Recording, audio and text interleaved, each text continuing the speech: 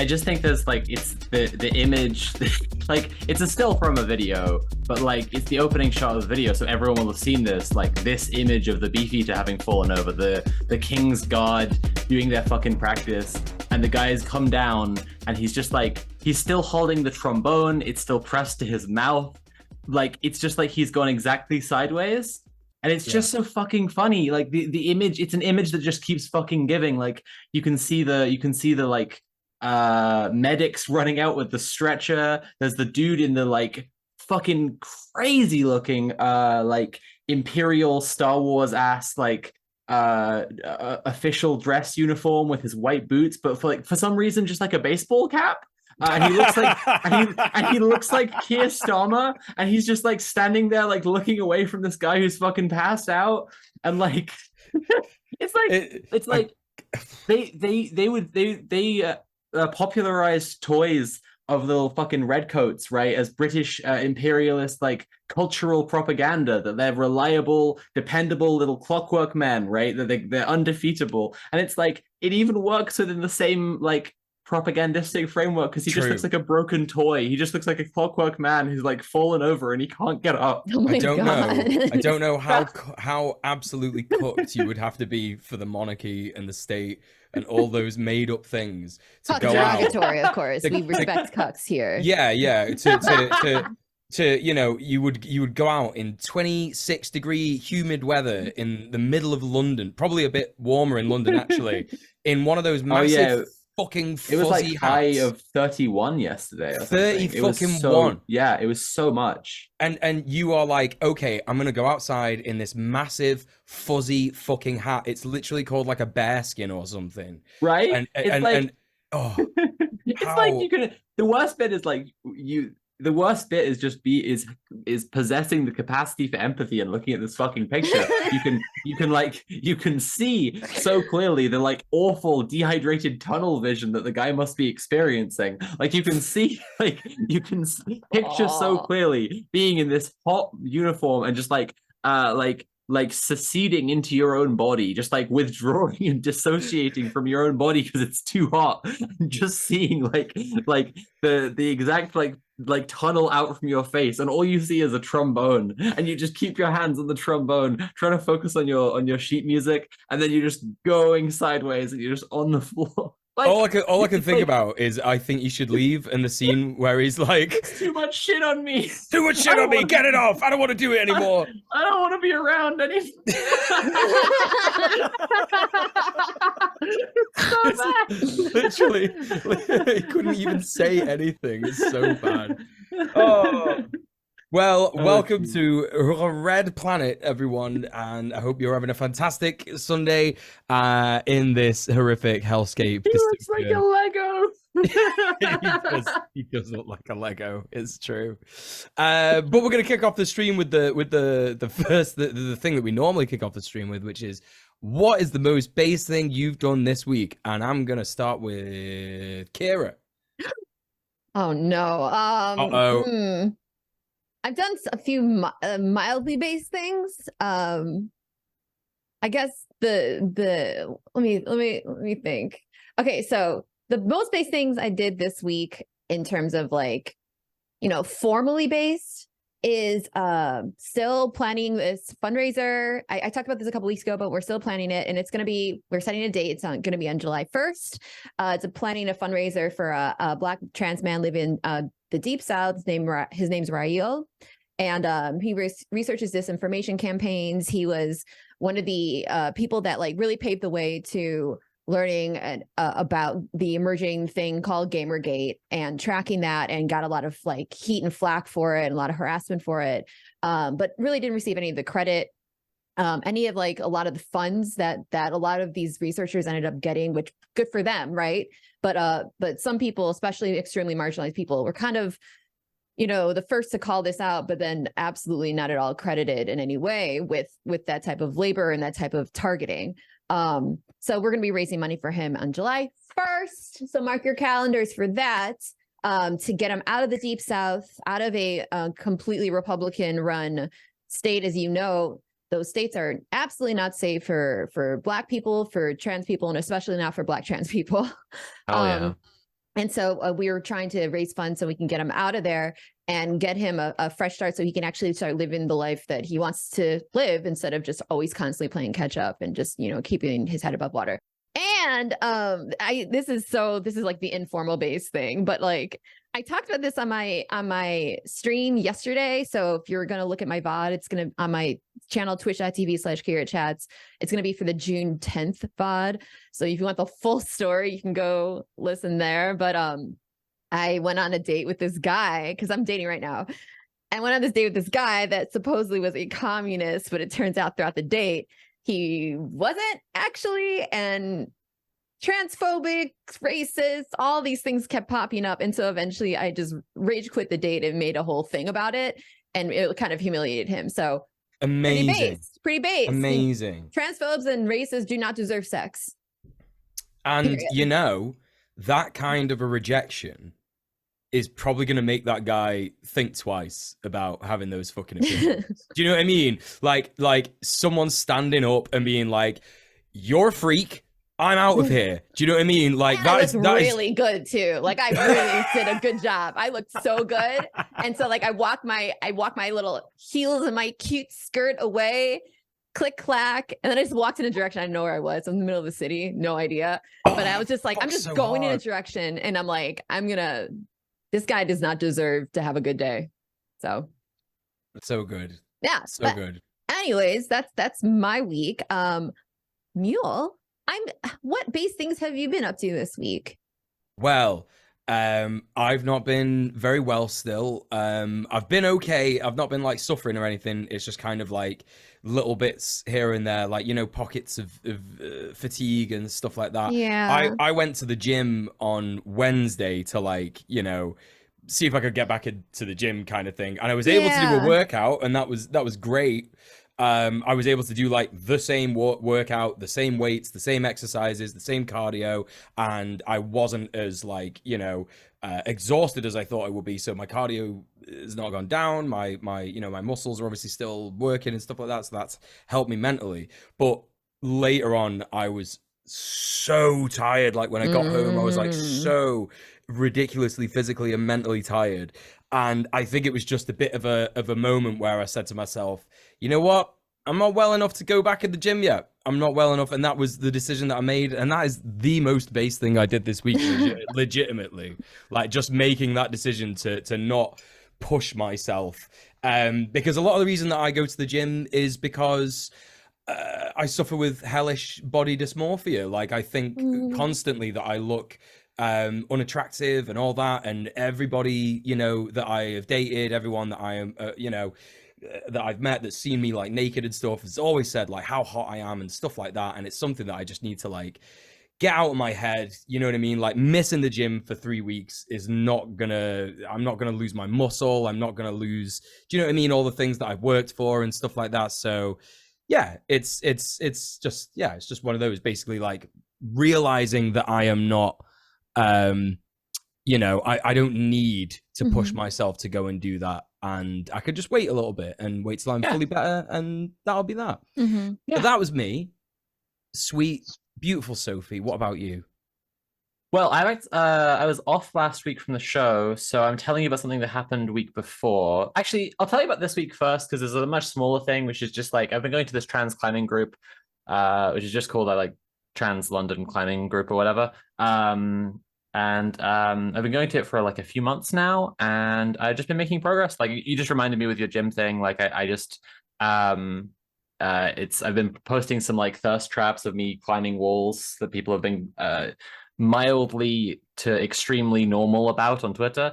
And like it's just I don't know, just making like little progress with that. Getting better at bouldering. For anyone who understands bouldering ranking system, I'm moving up from V1, V2s to V3s at the moment, and it's really rewarding and nice and cool, and it feels good, especially like as a trans person doing sports with other trans people is like a rare and lovely thing. But that's the kind of based where it's like, well, that's based because that's for you, and self-care is based. But I have a good story from last week. So we went to an action, Nat and I went to an action to defend asylum seekers, because the Home Office had offered these asylum seekers 4 to a room dirty, smelly accommodation that was just unhygienic, not enough bathrooms for people, rooms too small, like I say, 4 to a room. And they refused because they knew there was better accommodation available. Like they even knew other people who were in 2 to a room accommodation, and they were like, well, no, like put us in that one, like put us in that place instead. Like we're not accepting this. And the Home Office wouldn't budge on it, so the asylum seekers like slept in the street for 2 nights as an act of protest. So we went out there to just like see what we could do to help out, and also join the protest to make the protest itself bigger. And when Nat was out there on the first day, there was some right-wing media sniffing around, right? There was some like twink from the Telegraph who like doesn't even like, this is a thing that Americans might not appreciate about the UK, but you can really, really see a Tory just immediately. Yeah. Like not 99 out of 100 times, right? It's just like they got the Tory face. And like, you know, other than it's a face that's seen zero struggle. Like that's what it is. It's a face that has seen baby no face, pain. Right? Yeah, literally. Yeah, exactly. And so like this guy was relatively young, but he's also like wearing like a suit and like, you know, a light pink shirt with this fancy suit, like, you know, in the middle of the blazing heat, and you're like, okay, you're some kind of wonk dickhead. Turns out he's reporting for the Telegraph. There's some woman who's sniffing around, and she seems to be like, she looks like a bit of a hippie or whatever, but then when they asked her who she was reporting for, she's like, oh, the Spectator. And they're like, the what now? And she's like, oh, it's the Spectator, because like she rightfully is ashamed, you know, because the Spectator's a fucking racist rag. So we went down there a second day. It was quite fun. Like, just, you know, hung out basically, made a lot of friends, helped these guys out as best we can, and also chatted to some members of the public about the protest and what was going on. There was this lovely Scouse woman who came by, kind of a perfect reminder of the way that like people might not get the way to talk about everything perfectly, but like they can still be like solid. She was like, so she did say some weird anti-vax stuff, but like other than that, she was actually like, she was talking about like the need for a general strike and the need for all the workers to just stop working until the government is replaced by like a workers' government. And she was like, she'd been up in Liverpool, like helping her son who's just recovered from top surgery because he's trans. And again, this is like a perfect example. Like she was misgendering her son, but she knows that he's trans, and she was there to take care of him after his surgery. So it's like, you know what I mean. Anyway, most reactionary Scouser. She's like a little bit poisoned with some weird discourse stuff, but like ultimately extremely based. Anyway, so we were there. And I see a guy in a suit and tie, little Union Jack pin, trying to do a piece to camera. And I'm like, this is going to be a right-wing journo, a real piece of shit. And so I go over there and I ask him, who are you reporting for? And he goes, oh, GB News. It's this fantastic new outlet. I don't know if you've heard of it. And I go, that accent. Yeah, I've heard of it. Yeah, mate, I've heard of it. So it turns out this guy is Richard Tice. This is quite fun. So basically we made it so they didn't have any usable footage, because we kept on like, so what happened was I stood behind him and I just started talking to Nat just off screen and going like, do you think that GB News viewers get that GB News think their audience are fucking idiots? Like, to lie to people that much, you have to think they're stupid. You have to think they're thick as pig shit, right? And like Nat's just like, yeah, and I'm just like, carry on having that. The guy Richard can't do his bit to camera at all. He starts trying to like interrogate us instead of do the bit, right? To try and make the story us instead. We won't give him anything. He's like really incensed that we won't answer our names. So he starts asking if we have jobs. He's like, why are you down here in the middle of a Friday afternoon if you have a job? And we're just like, why are you down here? Like, you don't have a real fucking job. Nat actually said to him, Nat actually said like, I do have a job, I work for the Home Office. And I thought it was so fucking funny. And then like he starts asking if we're on benefits, right? Because this is the classic Tory line to try and imply that people are lazy. And I'm just like, do you think any of your viewers are on benefits, Richard? You know, like again, like they think their viewers are idiots. Sick. GB News viewers should be fucking offended by how they're treating them. Yeah. Oh yeah, so another thing, it turned out that he had done an interview with an asylum seeker earlier in the day, being really dishonest about who he was and what his aims were. And he tried to like represent the whole thing as like, these asylum seekers, they're just mad because their Wi-Fi isn't strong enough. Like really just like horrible, scummy lying They can't shit. get avocado toast, blah blah blah. Yeah, Spoiled, exactly. Yeah. And so he said the address of the hotel in the video. So like a bunch of like right-wing like conspiracy cranks were coming around because like GB News wants to be like the UK InfoWars. So there's a bunch of absolute fucking weirdos were coming around.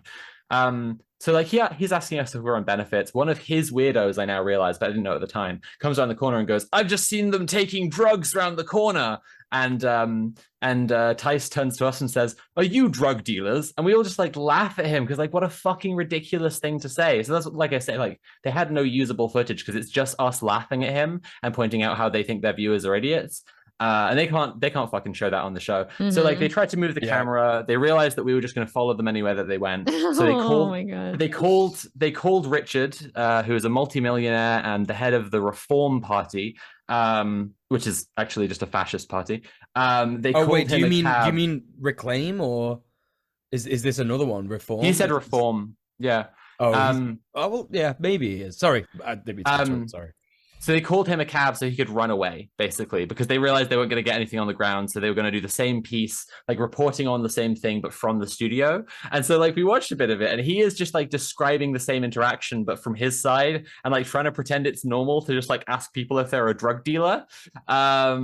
Really pathetic stuff. So basically the most basic thing I did this week, I trolled GB News until they couldn't report on migrants anymore, which was good fun. He also tried to threaten me by like filming me on his phone without asking, and trying to like report on the situation. I'm down here and this lefty do-gooder is blah blah blah blah blah, and then saying to me that he hopes his audience can help figure out who I am. That's so but fun. like this is a don't try this at home moment. Like I know that it's just not a big deal for me to be on camera. Like that's the thing that he didn't know that I know. I don't care. His viewers can figure out who I am. I'm right fucking here. Like go the fuck ahead, Richard. You got nothing. Why are you so embarrassed to tell your viewers that you're a multimillionaire? Is it because you're lying to them and you think they're stupid? Anyway, that was my most based thing this week. But what about our viewers? Anything based that the audience has been up to? I have seen that there is a based viewer called John. And the most based thing that John did this week was to take part in an important grassroots volunteer organization which cleans up the local area by opening tire valves. The local area is quite an affluent area. I actually missed that out because I didn't know why it was in there, but now I understand why it's in there. A local affluent area by opening tire valves on dangerous and unnecessarily polluting vehicles. Not only is this based, it's also a fun and cathartic social activity which anyone can do for free. The positive effects are innumerable, from immediately safer roads to the blow being struck to the second largest cause of global rise in CO2 emissions, all the way to rich people feeling just a little bit less comfortable about the horrible shit they do. Well, John, that's extremely based. We would, of course, never tell anyone to do anything that is illegal because we believe that the law is the arbiter of all morality. But we do know that more and more people will be doing this. Many, many people are doing this, and we will see many, many more people doing that as well. But we want to know what base things you've been doing. You can message us on Twitter, Instagram, or TikTok, or send an email to based@redplanetshow.com. Include your name and pronouns. If you're cool with that, we may shout it out in a later episode. But now on to the news, and I should have let someone else read that last bit because this first bit is me. But I'm going to tell you now about what's been going on with Cop City, the organizers in Atlanta who were arrested. So basically, non-existent domestic terrorist designations have been used in warrants to arrest bail fund organizers in Atlanta. 3 bail fund organizers who have been facilitating aid to activists arrested in the Stop Cop City process found themselves the subject of arrest for financial crimes, This week, it has come to light that the warrants issued for these organizers, along with dozens of other protesters and activists affiliated with Defend the Atlanta Forest, include a claim that the organization has been designated as domestic violent extremists by the Department of Homeland Security. You love to see it, folks. Love that Department of Homeland Security. Definitely securing the homeland. That's what they do. They definitely do it. They're doing that, yeah. They're doing it. And when asked by the Atlanta Journal-Constitution if Defend the Atlanta Forest has been classified as domestic violent extremists, a spokesperson for DHS says the Department of Homeland Security does not classify or designate any groups as domestic violent extremists. I'm not sure about that one. Hey, come on, buddy. Come on. Georgia's Bureau of Investigations is standing by their choice to include the factually untrue justifications, saying that a description for a domestic violent extremist provided by DHS, again, a classification the DHS does not itself use, apparently, describes the behavior of individuals within the group. Nice. So yeah, this is extremely fucked up stuff. Stop Cop City should be on the minds of everybody right now, especially in America, especially in New York, where we saw this week some dystopian fucking images from the Canadian wildfires, which we're going to talk about. We'll get to it, yeah. But anyone who has seen that should know that defending forests is a big part of stopping stuff like that from happening, not just stopping the horrific fascist training ground that is Stop Cop City. It's like they're campaigning to stop Cop City, and the response is, here's a demonstration of all the reasons we need to stop cops, because they're the fucking worst. Like, they really couldn't play it by respectability politics here, the cops. They couldn't possibly be like, what, we're just trying to uphold law and order. Instead, they just had to be like, that's right, we are pieces of shit, we are the fucking worst. Yeah, horrific. So our sweet Sophie, you're now going to tell us about NATO and Kosovo. Sure thing. Yeah, I think that some people have seen there's some reporting going on about unrest in Kosovo, and I figured it was worth taking a moment so our audience understands it better. Listen up, folks. So NATO has announced a further 700 troops to be sent to Kosovo to quell unrest among Kosovar Serbs who are protesting their lack of political autonomy. The Republic of Kosovo is a country in Southeast Europe with, for those who are unaware, a very tense ethno-political history. Kosovo was previously a part of Serbia, though during the Second World War, Albanian Nazi collaborators participated in a mass persecution of ethnic Serbs that saw between 70,000 and 100,000 Kosovar Serbs expelled or sent to concentration camps. So the country is primarily ethnically Albanian, but there are enormous tensions between the Kosovar Albanians and the biggest minority, the Kosovar Serbs. Recently, Serbs blocked Albanian candidates elected in Kosovo from entering government buildings, having boycotted the votes en masse. They're boycotting them because they feel like they don't actually have any kind of representation in Kosovo's electoral system. Basically, their feeling is that like the writings on the wall that Kosovo is increasingly just going to be like a part of Albania or whatever, and that they, like, as Serbs, want to be Serbian. That's where the tension is coming from, basically. The protests by ethnic Serbs reflect a sentiment that Serbians don't have political autonomy within the 77% demographically Albanian country. During recent protests, 30 NATO troops, oh no, and 50 Serbs were injured, and now NATO is sending 700 more troops. So the article we've got up actually is Kosovo complains of biased Western envoys in talks with its former foe Serbia. Basically, like the Western line on this is like Serbia is completely terribly evil and the worst possible thing. I'm not going to like take a stance on Serbia so much as just to say that is the position that you'll see portrayed through like NATO aligned kind of Western media. And Kosovo's government, who've been using NATO to like suppress the ethnic Serb protests, are now saying that the Western mediators who are like handling the tensions have a pro-Serbian bias, which is like they're saying essentially what's obviously the exact opposite of the obvious truth. so that they can justify getting more NATO troops in.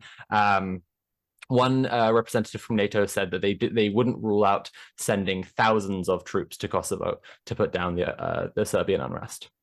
So they now you know about Kosovo and what to expect there. Probably more of that, because NATO is doing an interventionism. Naughty NATO, cut that out. That's not cool. Stop it. Yeah, they should stop it. It's really bad. Kira, you want to tell us about the forest fires? Oh yeah, I would love to actually. So right now there are forest fires happening in Canada. And the smoke from the forest fires in Canada have been traveling to the US ever since Tuesday. And I don't know if y'all have seen the images, but the images are horrific. So we saw something very similar on the West Coast, which I was in the presence of, and it was extraordinarily creepy and a terrifying visually like undeniable scene of climate change, right? And scene of capitalism. But we're experiencing that right now on the East Coast in America, in particular in New York. So now then by Wednesday, this is just a day after the smoke started traveling to New York. By Wednesday, the air quality index in the region exceeded 400, which is, by the way, very bad. That's the worst since the EPA started recording air quality in 1999. So it's really, really bad. It's the worst in the world. Just to tell you, as previous wildfires contributing to poor air quality on the West Coast, research suggests that the fires we're seeing now as well are resulting from climate change. So it's from the droughts, from the heat, lots of different factors are leading to these huge plumes of massively harmful, effectively pollution. A lot of times we don't think of pollution as being something like the result of a fire, but it is still pollution. It's pouring carbon into the atmosphere. It's pouring tons of particulate matter into the atmosphere, which is harmful. It leads to short-term harm in our lungs and our other parts in our throats, etc. Short-term harm, but also long-term harm. So also in Canada, tens of thousands of people have also been displaced because of these fires. So I just want to quickly give a shout out to anyone who is experiencing that right now. If you're watching from that area, our thoughts are with you. We hope that y'all could, I know that the resources are very slim right now. There's like a big shortage of N95s. N95s are going to be a really great way to, unfortunately, uncomfortable. I can see being uncomfortable if you're not able to find any place with air filters where you can stay indoors. But if you're able, but you have to go out and deal with the smoky air, and N95, a well-fitting N95 is going to protect you pretty well against the effects of that smoke. Unfortunately, there is a shortage happening, and the New York mayor was like, "Oh, we're going to be redistributing 1 million N95s for free to New Yorkers, the entire state of New York." And by the way, there's 21 million people, or 20 million people or something like that in New York. So this is not even remotely adequate. And she said she's going to be redistributing them at bus terminals and stuff, which is that means you have to literally leave your house. Just mail a bunch of N95s to people, just bring them to their door. But no, but this is once again, the state just couldn't be bothered to give a fuck about people. So I just want to direct your attention to a couple of things of the story. The fact that this is a climate change catastrophe is another sign of climate change. Also paired hand in hand with that is also how the state does not actually care about people. It's not doing shit for anyone, and that the rich can't escape the effects of this. The rich don't have to go outside and labor in fields, right? They don't have to go outside and expose themselves to the outside air. The rich can stay indoors. They can stay indoors and HEPA-filtered and breathe HEPA-filtered air. In fact, there's this whole luxury air industry that has really strongly emerged because of these incidents, right? On the West Coast, we saw that a lot of the rich were going on vacation and stuff to hotels that had filtered air, and they didn't have to experience any of this stuff. The rich can also just literally leave. They could just go on vacation somewhere completely different. So this is just a huge divide between the haves and the have-nots, and we're seeing it over and over and over again, including now. Yeah. So also one more thing, we did have Common Humanity Collective on the Red Planet show, I don't know, several weeks back, a few months back, and they're a really great org that helps to distribute resources and provide like tutorials on how to construct your own air filters. And this is going to be really important to handle the massive particulate matter that's polluting your area, if not now, maybe in the future.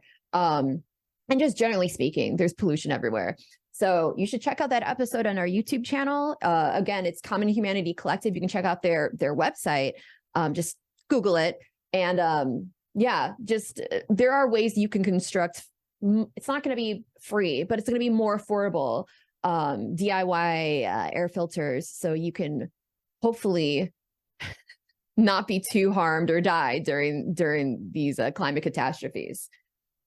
So yeah, shout out to anyone in New York right now. We hope you're coping with this shit well and protect yourselves and your loved ones. But Mule, what's going on now in Namibia? Namibia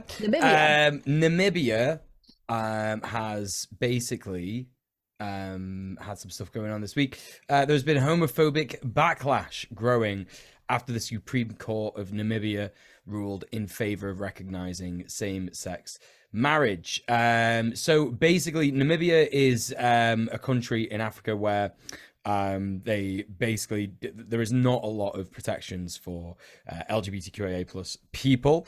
However, this story seems to point to the fact that the Supreme Court of Namibia issued a judgment recognizing same-sex unions of two non-nationals denied immigration status. So basically, this is the conclusion of a 6-year court case. The decision does not legalize same-sex marriage in the country, instead requiring the government to recognize same-sex marriages of couples who are married in a country where it is already legal to do so. But in response, politicians and church leaders have begun openly calling for supporters to fight the decision. Conversations in WhatsApp groups formed to organize against the LGBTQ community include calls for the eradication of these citizens. People are being warned not to meet people on gay dating apps due to a spike in new memberships immediately following the decision. If you don't know what that means, this is something that like legitimately happens in the US and the UK. It's not like exclusive to Africa or other places in the imperial periphery or just in places that are like extremely homophobic. Although I would say the US and the UK are pretty fucking homophobic these days, queerphobic in general. But it's where basically queerphobic people will create a fake profile, want to meet, say to a queer person, let's meet for sex, meet them in a park or something like that, and just jump them, basically. It's extremely horrific. I would always say to people, if you're going to go on Grindr, it doesn't matter where you are in the world, and you want to meet someone for like anonymous sex, no strings attached sex, I would never tell anyone to not do that because it's unsafe or whatever. I would say at least just meet someone in a coffee shop first, just so at least someone can see that you're in that place, and tell someone that you trust that you're going to meet someone randomly. Basically, there are safe ways to do these things, just like there are safe ways to do drugs, etc., etc. We shouldn't have to do it. Don't get me wrong; it's not something I'm happy to tell people to do, but this is the world we live in, right? But anyway, people are being warned not to meet people on gay dating apps, like I said, due to this. But despite all this, Namibia Drag Night, a celebrated fixture of the country's LGBTQ community, has postponed their Pride Month performance due to safety concerns. In a statement to the Namibian production manager, Zindri Schwartz said, Drag Night Namibia will continue. We just decided to postpone our next event as we're busy evaluating and implementing possible safety mechanisms for the protection of our performers and audience members. Drag Night Namibia prides itself in being a safe space for our community and allies, and currently the safety of our community is under attack. Therefore, we saw this as a necessary precaution till further notice. Now, just a little bit of extra personal stuff on this story. Well, it's not personal, but I just wanted to add it myself, because something that I think really gets overlooked is queerphobia in places in the imperial periphery, and there is so much racism attached to that. Number one, because a lot of white people, even white queers, will say this, oh, well, they're just like that, excuses like that, right? And it's not true.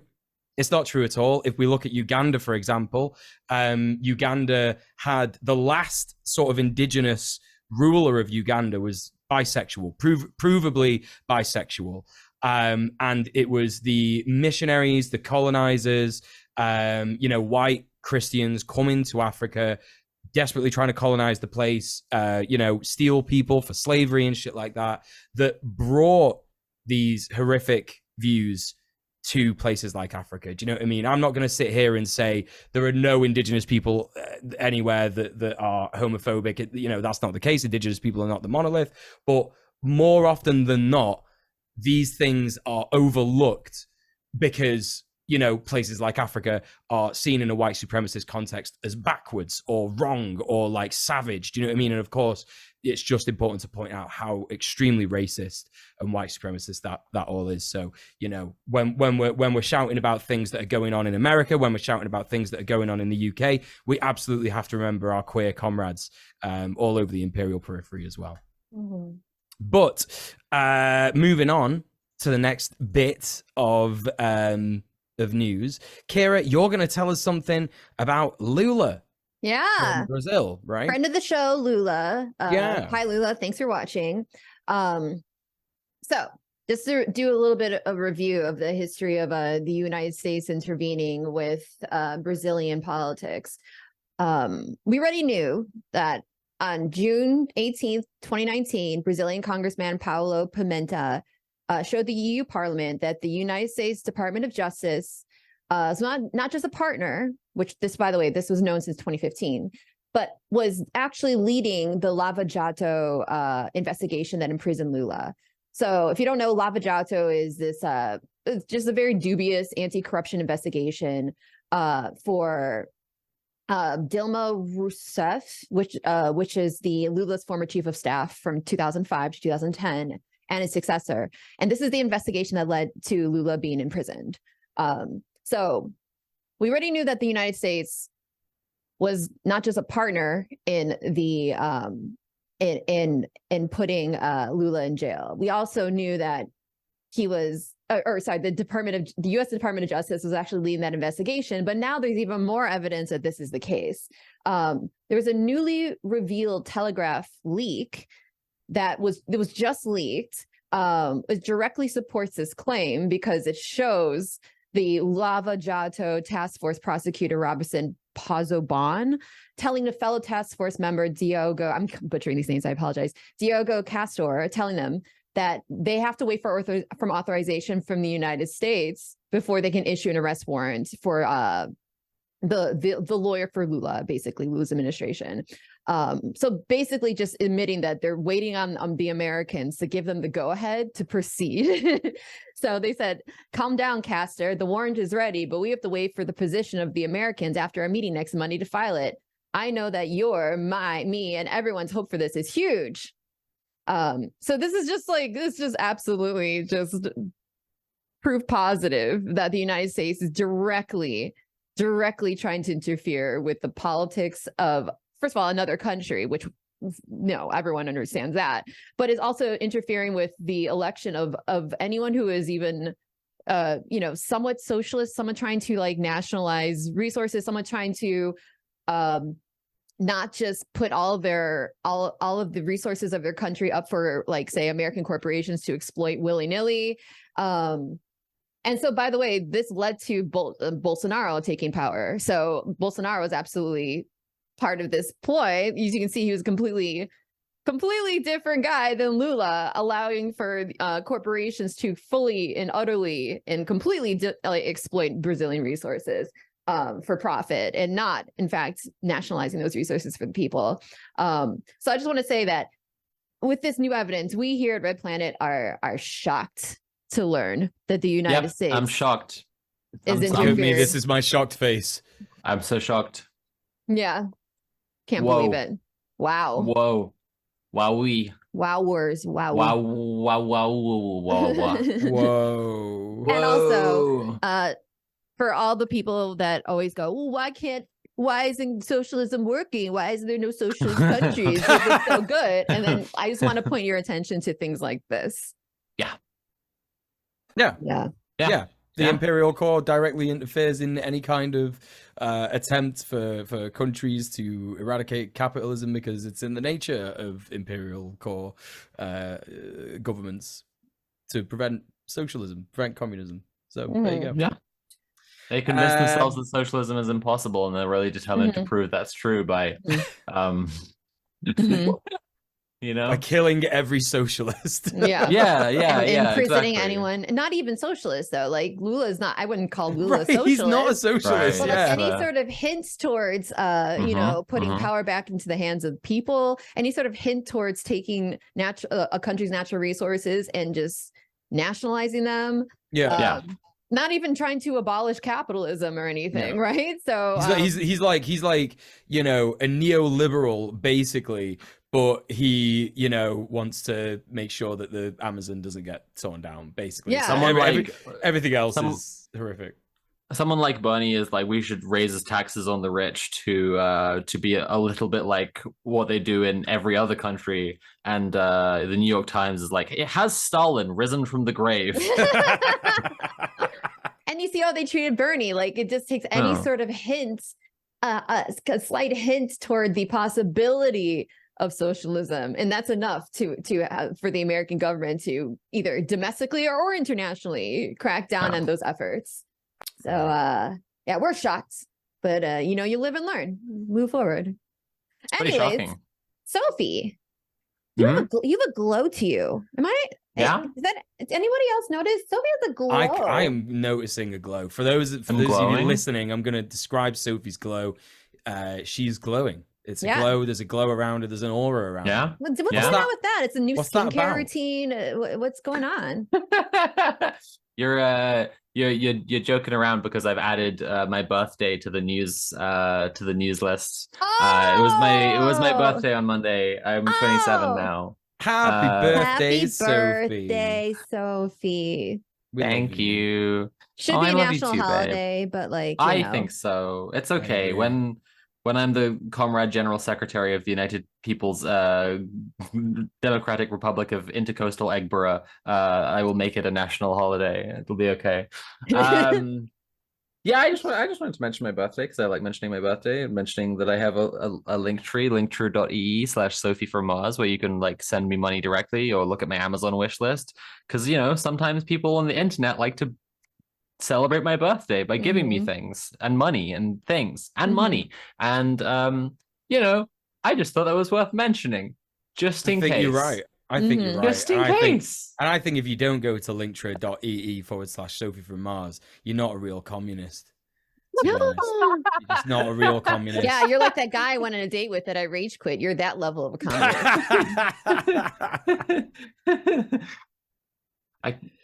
I still can't believe Kira actually went on a date with Caleb Morpin. It is I guess I think someone in the chat earlier was saying taking one for the team. You know, someone's got to, someone's got to go on a date with him. Yeah. We might as well, Well, it's praxis. It's praxis, right? Because, you know, he's going to be blown away by your incandescent beauty, you know, and all of a sudden his opinions about people who, when they exist, they have no effect on his life whatsoever. They've made this wonderful angel disappear, fly away. So, click, clack, you know, my heels. Yeah, it's over. So Caleb, do better. Caleb, come on, man. And also use sunscreen. I'm really concerned for you. You're always sunburned. I also wore skirt and heels this week, which like is kind of rare for me. Like I talk a lot about being a femme, but you reminded me because you were saying about like clacking away in your little heels. But like, I don't know, it's something that's made me super nervous for a long time because there's like internalized transphobia, I think. People always focus in on like trans women wearing heels or like wearing nice underwear. It's clearly a fetish, and it's just like, I don't know. That was, I guess, like a late entry to based things this week was a self-care entry. Like it was nice for me. I got some wedges. They look nice. I look good in them. Great. You know, nice. That's so props your butt up. coincidental So because Lena, my partner, who is also trans and a woman, she basically wore a dress and heels, which are wedges for the first time. I think they're wedges. Yeah. I think they're wedges, but she did it for the first time this week as well. Nice. Yeah, I mean, I've worn them. I think I've worn heels like in a video one time when I needed to look taller because I was doing like a Lady Dimitrescu thing for Resident Evil. But like I haven't actually properly worn heels to like go somewhere and like be out somewhere. Yeah, exactly. And I wore them on a date and it was really like fucking cool. And a bunch of people were checking me out. And I was like, hell yeah, you know what? This whips actually. Yeah, that rocks. Yeah, happy for you, babe. That's so cool. Yeah. Tis the season for sundresses and slutty heels, you know? I thought you were going to say tis the season for sundresses and getting railed in them. And it's also that. I mean, I'm trying to keep this as you know. This good Christian podcast. Yeah. I was going to say, this is of course, Red Planet is for families. You know, that's what we say. I already have plenty of sundresses, but the victory of the skirt is kind of the news here, I think. I'm like, I don't know. I didn't realize how much I need to get more skirts, I think, because I like didn't realize how good an outfit and how good I feel about it. But I put together this. So basically, there's this regular rave I go to, and we were always doing fucking ridiculous and very slutty outfits for it. And the next one, I'm going to be like Dominatrix Barbie is the bit. So I got like a little like plaid Mean Girl skirt, like a plaid pleated Mean Girl skirt, and like some like pink clothes to kind of make a very Barbie outfit. And then a friend was clearing out her flat and she had a bunch of like shoes she doesn't want anymore. And she showed me these wedges and I was like, fuck, I've accidentally just completed the Barbie outfit. Cause I was just going to go in like, I don't know what, like maybe just trainers or whatever. But now I'm like, holy shit, this is absolutely it. That's such a Sophie thing. Oh my God, I accidentally completed my Barbie outfit. What do you know? My dominatrix Barbie outfit has been accidentally completed. This is a thing. By the way, I am going for a birthday tattoo tomorrow. So if you want to be a part owner of my birthday tattoo, send me some money. Think about a shareholder. Yeah, get on the ground floor of my birthday tattoo. You'll get an NFT of nothing. That's basically every NFT anyway. So yeah. That works. That tracks. Cool. So this week's episode, we're talking about how workers who are striking want to work, because a lot of workers who are striking are doing jobs they like, that are valuable, that help people, and this is an example of that, because we have a couple of workers who are on strike from St. Mungo's, the homeless charity here in the UK. So with that said, welcome on Harvey and Andrea. Okay, now connecting. I could have timed it better, but here we are. Hello, Harvey and Andrea. Can you hear us? Hey there. Hi guys. Yeah, can you hear you right?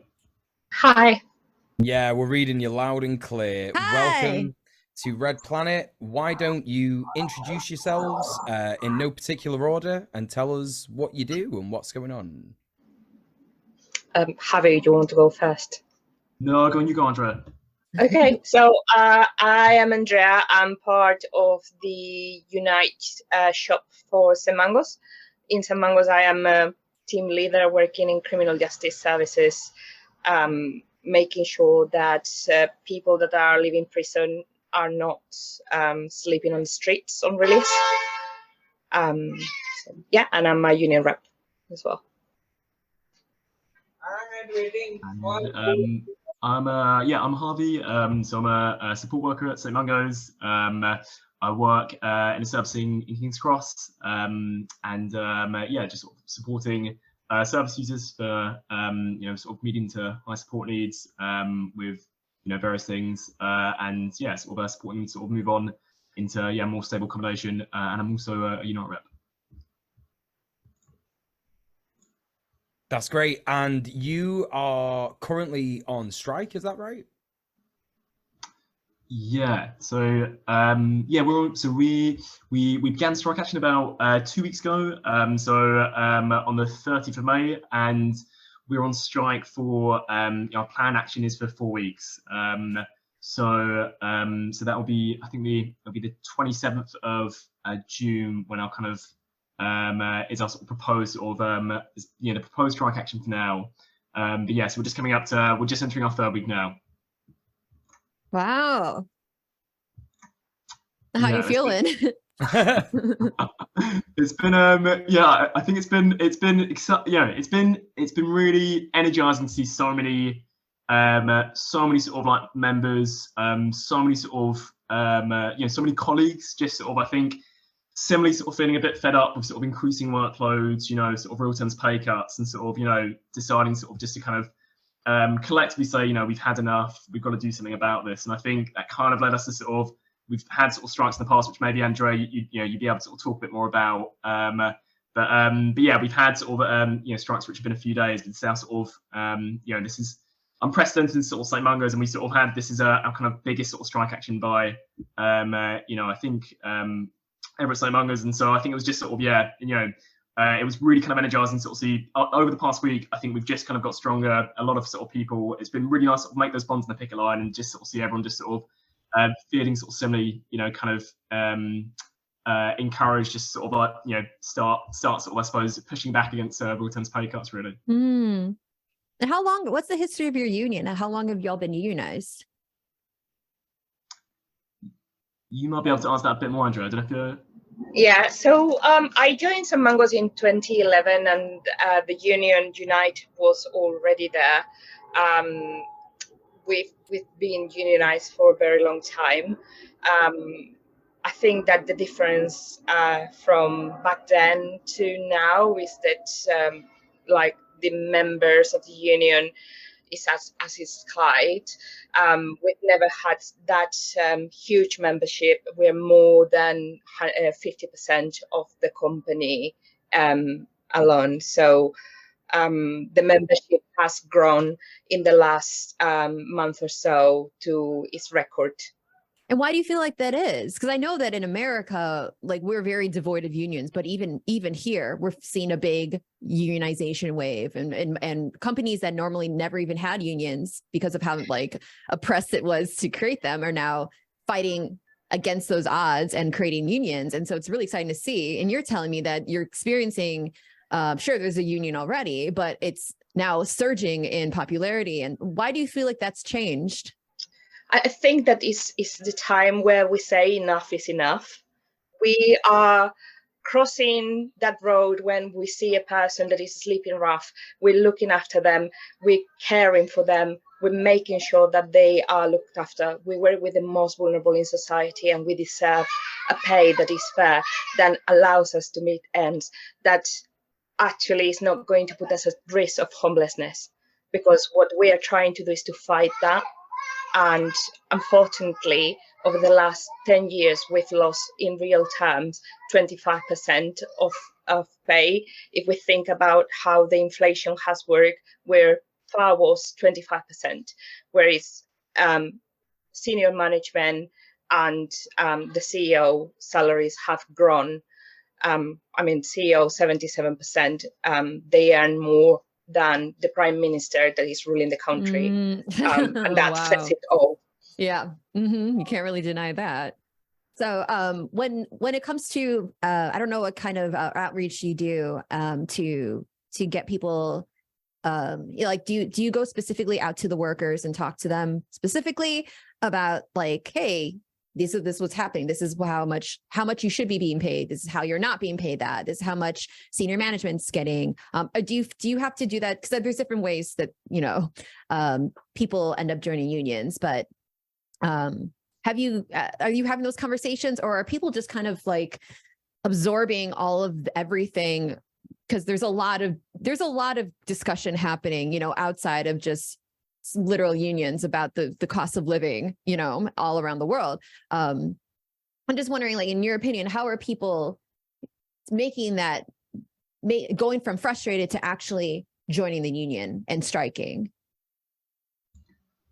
Yeah, I think there's definitely been maybe sort of like, I suppose, being sort of like quite an acute sort of like cost of living crisis, across the kind of profit crisis, where I suppose it does sort of prompt those conversations. I think people are probably like naturally kind of having those conversations in their teams about, when sort of like, you know, they're seeing kind of like their food bills, energy bills go up, you know, I suppose it lends itself to a conversation of like, oh, am I being paid enough? If, you know, my bills are going up and my wages aren't. And I think there's probably been, you know, sort of as Andrea kind of touched on as well, this kind of, you know, cumulative kind of pressure and sort of, you know, on sort of frontline services and staff over the past 10 years, just where, yeah, people have seen, you know, their workloads have increased, more complex workloads, and, you know, pay go down. I guess it's sort of kind of, you know, so it's, you know, it's, I think part in the you know, perhaps sort of a trigger point in sort of just where inflation, you know, sort of skyrocketed, or particularly like over the past, you know, couple of years. But I think it's definitely been kind of like cumulative, you know, sort of over sort of the past, you know, sort of 10 years, or arguably more, I guess, just where, you know, where sort of, I suppose, yeah, a lot of like frontline staff have just sort of found, you know, resources have kind of been disproportionate, I suppose. You know, we're seeing sort of, I suppose, a growing inequality between those paid at the top, or those at the top of the organisation, and frontline workers, and you know, sort of a kind of an increasing sort of, yeah, discrepancy between the work we're doing, you know, how the company sort of says that they value us, you know, what we're being, you know, what we're being told, and you know, what we're actually being rewarded, I guess. So yeah. And I think the big thing to talk about here, because this is our this is the title of our episode today: Striking Workers Want to Work. Why don't you tell everybody who's listening what it is that St. Mungo's does, basically? So we we are a homeless charity, so our mission is to end the homelessness. We are a not-for-profit charity, so what we usually do is to participate on the tenders, the public tenders, where the government are putting funds in order to address rough sleeping, or in order to address homelessness or treatment. We work with people that have been enduring trauma, work with people that have been in the criminal justice system. We have worked with people who are enduring mental health, and we try to help them out to nurture a relationship with them where they are back on the feet and they are able to reintegrate and recover from the trauma, to be part of society and have a life. We are quite aware that at some point in their life there has been something that has broken and have put them to be some kind of like an outsider from society. And our mission is to bring them back, to show them that life is tough, but there is people still that are there for them and that are going to be looked after. Of course, and that is like such important work, especially, and you can see this if you actually go on the St. Mungo's website.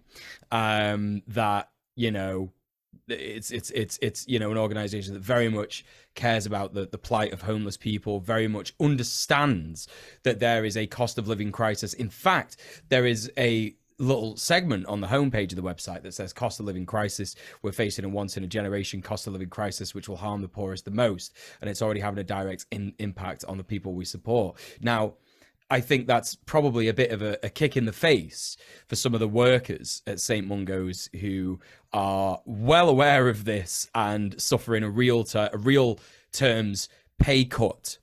And obviously it's, I think, you know, some people may see this. They may see people who are working for a charity like St. Mungo's, who are working in the NHS, who are nurses and stuff like that, and see them going on strike and going, well, how dare they go on strike? They're doing such important work. But as the title of the episode suggests, you know, striking workers still want to work. Like, there is a reason why workers go on strike. You know, if people don't want to work in a certain profession, then they won't work it. But if people enjoy the work they do, if people value the work that they do, then they will, of course, you know, make an effort to try and make the conditions at that place of work, you know, more bearable and more, you know, actually like a decent place to work and a place where you can actually have prospects, have dreams, have a future. And so what would you say to that? What would you say is like, you know, is this something that striking workers have brought up to the management at St. Mungo's, the fact that they know that there is a cost of living crisis going on, and, you know, they're not really addressing that with their workers? I think there's definitely been a bit of, you know, kind of lip service, and sort of, you know, sort of like from senior management in terms of, we recognise, and it's kind of, you know, it's been it's only really been lip service, because all they've sort of really kind of offered is a kind of one-off payment to begin with of about 500 quid. So I think coming out of the pandemic, they offered staff a 500 quid sort of payment, despite the fact you had staff going in day out sort of services, putting themselves at sort of risk. And then, you know, they offered sort of a second kind of one-off payment when we started sort of the campaign. And I think more recently they've offered the first consolidated sort of payment after a year of campaigning, and it was still only 2.25%.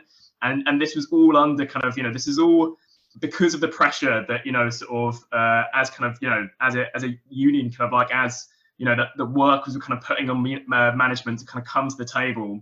And obviously you get the element of sort of senior management taking credit for sort of, you know, for you know, what they'll say is they've done this of their own accord, or, you know, they're offering this out of kind of the goodness of their heart.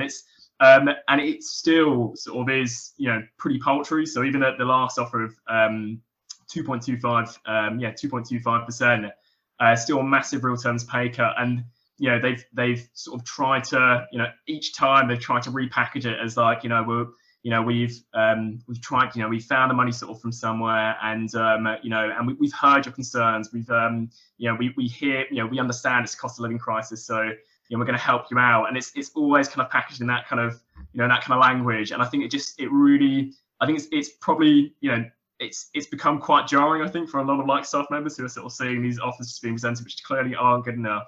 And I think, you know, that was a, you know, big thing sort of leading up to the strike as well, was that, you know, we wanted to, you know, obviously nobody wants to sort of take a strike action as a first resort, but, you know, when sort of when senior management just aren't coming to the table, you know, we're left with no choice. And I think it's yeah, just it was definitely on what you were saying, just in terms of sort of people sort of, we definitely get sometimes, I guess, you know, more so from senior management, you know, sometimes that argument of like, you know, if we care about the clients, we won't go on strike, and it's a really disingenuous argument, because I think, you know, that the nurses sort of face it as well. Anyone in kind of frontline services, I suppose, faces that kind of attack line, and, you know, the problem behind that is that, you know, we're going on strike precisely because of our service users, right? You know, because we have such a high turnover in the organisation where people can't afford to work in it. You know, people have to leave. That you end up with it can be really destabilising for clients in the organisation, and it just means sort of it disrupts sort of their kind of recovery. It means it disrupts sort of the services. And so loads of service users have been really supportive on the picket lines and sort of completely understand why we're striking. And I think that's, you know, it just doesn't match up with what senior management are trying to say, which is, you know, if we care about the clients, we won't go on strike. You know, it's completely the opposite. But, you know. Well, I've noticed this with like nonprofits, that they oftentimes can be some of the worst offenders with how they treat their workers, because they always push this line that like, oh, you're here because you care. So that should be the primary thing. You should be caring. You should be, you know, donating your time, and money shouldn't even be a thing you think about. And they push that. And a lot of times, at least for me, my experience with nonprofits, at first that did work with me. I was like, that is a really good point. You know, I'm not here to make money. I'm here to so and so forth. But it sounds like they're still using this technique, which is extraordinarily exploitative. Extraordinarily, right? Because you are a human being that also deserves to be compensated for your labor. You deserve to, especially with this horrific like cost of living crisis that we're experiencing. You know, like you have expenses, and you deserve to also like have security and actually enjoy your life. And so I find that this tends to be a really gross way that management will end up trying to, like, you know, exploit workers, you know. And I'm sorry that you're experiencing that. That's disgusting.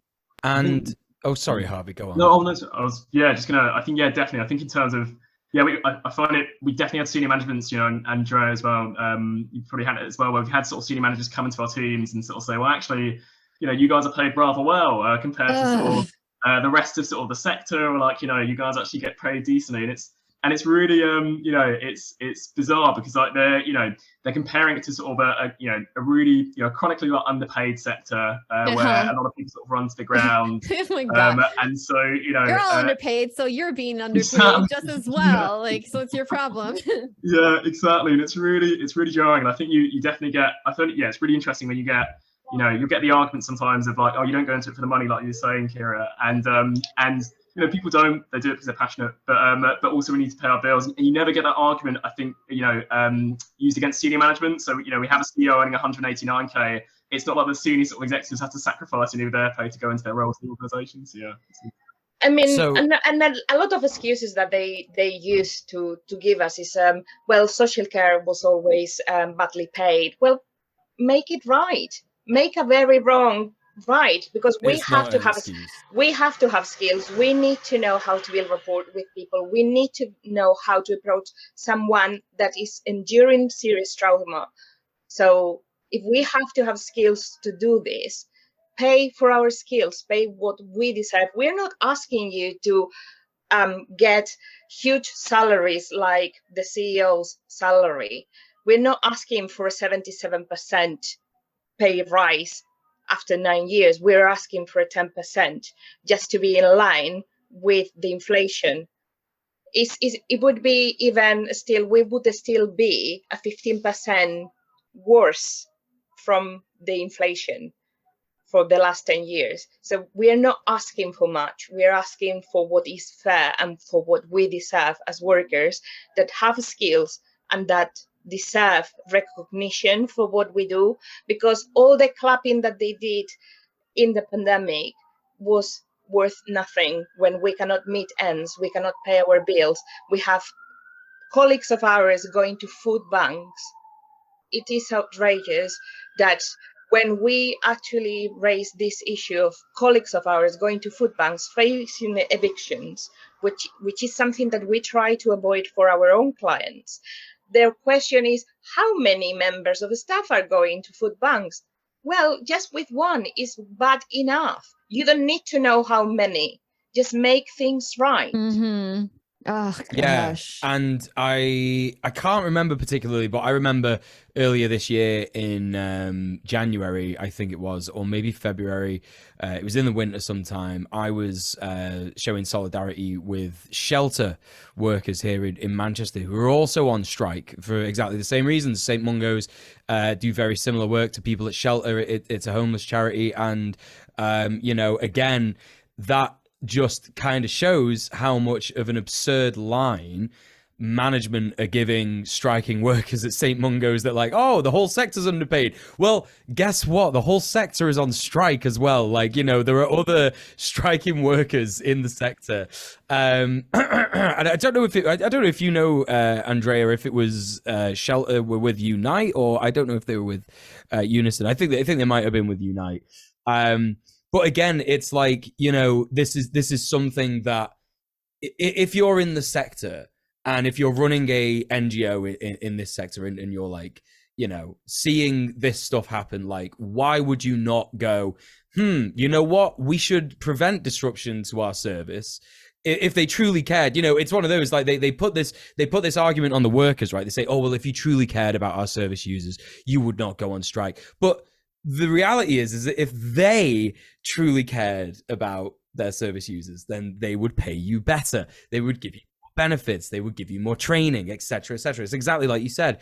It's that whole thing of like, if there is a service, if there's a sector that has a high turnover of staff, then that's probably because they're on low wages. It's probably because they have terrible benefits. They have no prospects. They have nothing to look forward to in a sector, in a career in that sector, I should say.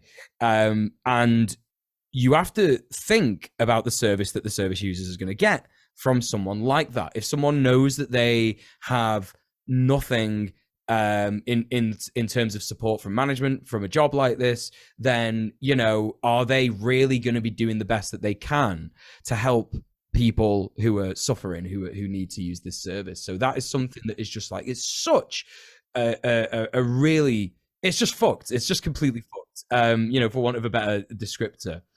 Now, in terms of like, strike action, so you got 3 weeks. Is it 3 weeks or 4 weeks of strike action? Did you say? So 4 weeks. We are going to start tomorrow. We're starting week 3. Right. Okay. Got you. So you've got like another 2 weeks after tomorrow. And obviously it's great to know that the service users have been supporting the strike as well, because obviously they know just how important this stuff is. Because when it's such a joke, right? Because you have the management and the CEOs and that stuff say like, no, we're not going to give you any more money. What are you talking about? We'll give you peanuts and you'll be happy with that. And then you've got the people on the ground who are suffering under the worst material conditions that capitalism has to offer, and they understand it, they get it.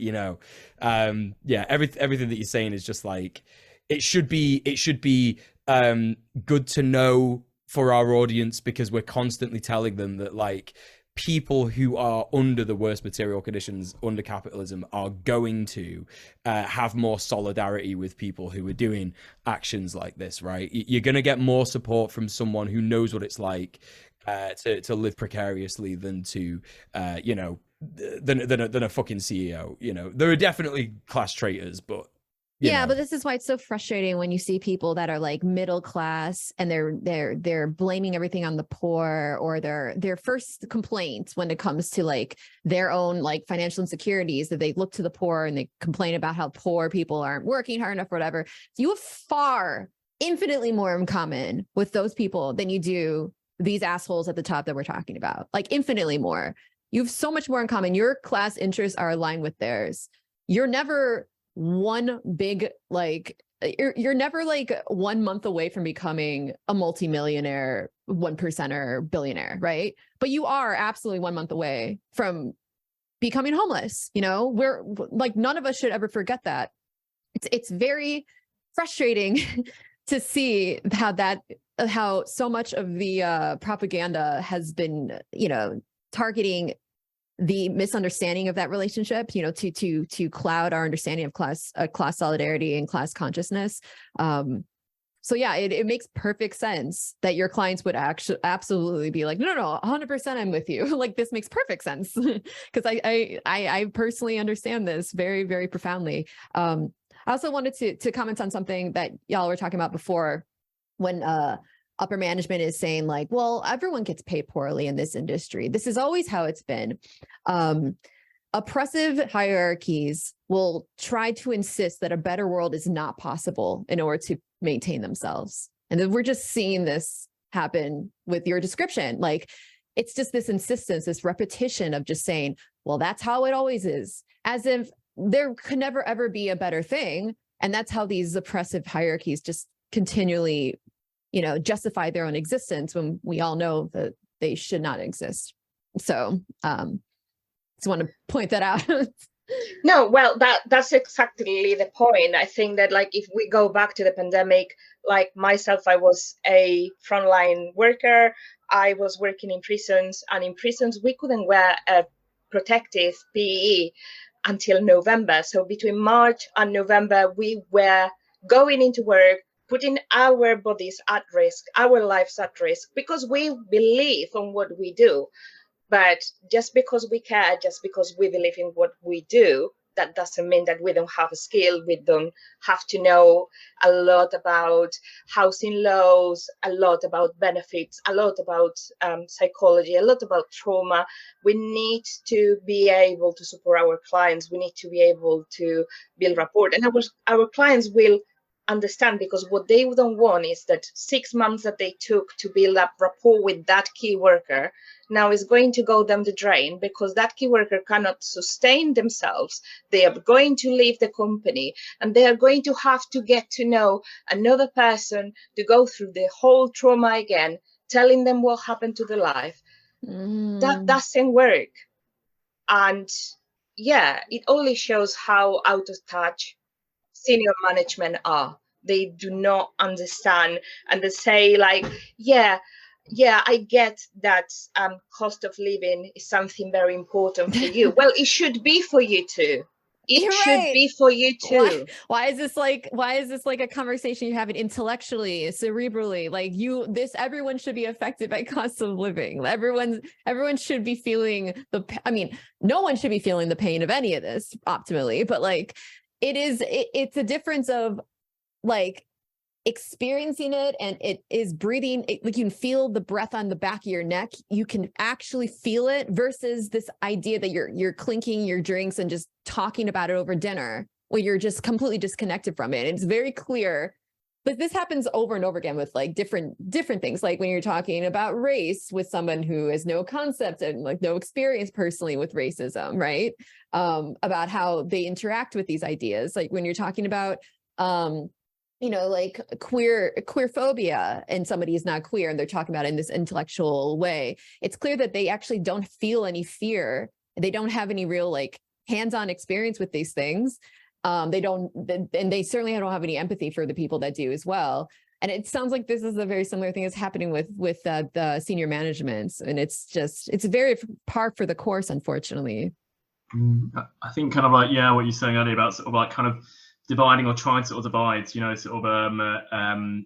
certainly like staff and like service users as well. This is this element of like, of where, the organization will kind of have their comms and they'll sort of, tell services there'll be, we had sort of like these sort of these picket kind of information, or these strike information sheets sort of sit around just before the strike, and it was kind of just this very sort of just information on what to expect or what services you can expect from sort of the strike, without really kind of engaging. There's this idea, again, of sort of releasing the comms saying that if we care about sort of service users, well, we won't go on strike, and then sort of telling service users, or trying to sort of make it seem like there's just that we're going on strike just out of nowhere, like it's just sort of come out of a void. We're just doing this like wantonly, and then you also get this bizarre situation. So try and sort of divide, I guess, staff and sort of service users, which clearly doesn't work. Just sort of given the kind of solidarity we've sort of seen on the picket line. But then you get this bizarre situation where I guess sort of senior managers like our CEO tries to sort of also trying to kind of involve themselves and sort of claim to kind of be experienced in the same circumstances, but they'll try to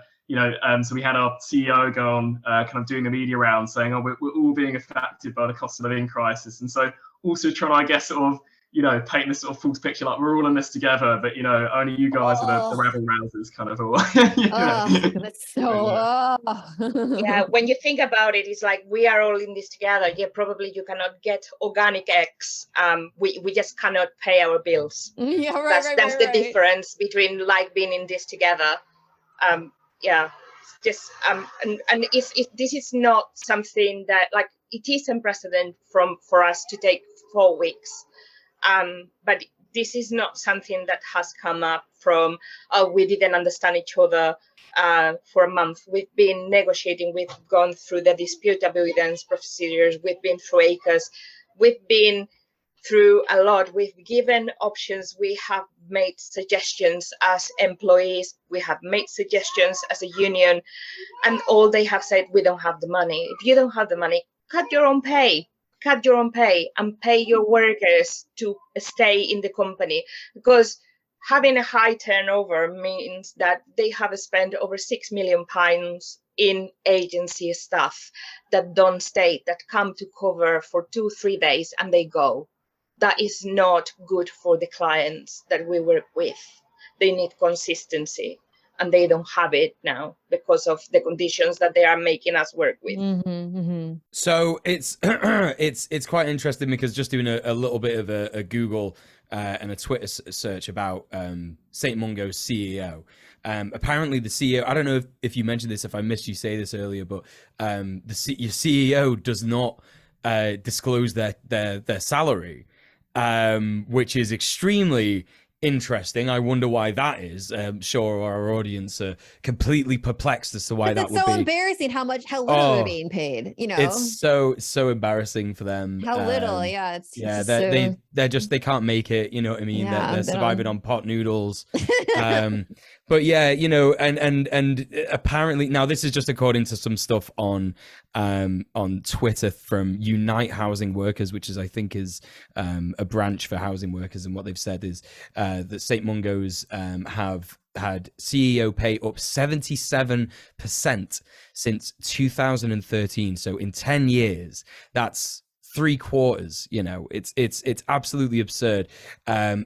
Also, spend on senior executives is over 350%, and this is just according to published accounts from St. Mungo's, and you know, so they're exceeding their financial targets, and you know, all the while workers like you guys are, you know, you're taking a real terms pay cut. Now the Guardian have done a bit of reporting on this, and you know, it's so interesting. It's so interesting the way that they frame this. They're basically saying that it's like, oh yeah, well, you know, the chief exec Emma Haddad has said our latest offer, we can't afford this pay rise that they're demanding because it will mess with our financial goals and stuff. And it's like, well, we know that the financial targets have been exceeded. We know that all that, like, you know, you've published your accounts. Can I just say that it's whenever this type of language happens, it's immediately like, all right, when it's inflation. I know we're talking about cost of living right now, and we're not really doing justice to exactly what an increase in cost of living is. But to be clear, an increase in cost of living is not something that is like part of the weather, right? It's not something that just divinely occurred. It's a decision. It's a purposeful decision to exploit the working class more and more and more every year, right? This is a policy-based decision. This is a corporation-based decision. This is a capitalism-driven thing that doesn't have to exist. So when I see like the senior management being like, well, it's going to interfere with the financial goals. You see, the financial goals will not be met. It's like, you make the goals though. Like you're saying, you're the people that are making the goals. Like this isn't something it's not like the 10 Commandments or something. It's not like God just etched them into stone. Yeah. You are a bunch of people that are being paid exorbitant amounts of money to do nothing are now, sorry, I'm a little upset right now, are setting these very goals. And you're like, look, according to me, I have to be paid more. You understand, we can't interfere with me and what I want to be paid. That's what a financial goal, that's what these financial goals are. Yeah. And it's just wanted to have they tried having less you know, absurdly unobtainable financial goals? That's what I would like to ask them. And then of course there's no one talks about your financial goals, the goal to, you know, not be hungry, the goal to have a roof over your head. Like these are much more concrete goals that if they are not met, there will be dire life-threatening circumstances. And you would think that people that are at the top of a charity like this would have some understanding of such things, but alas.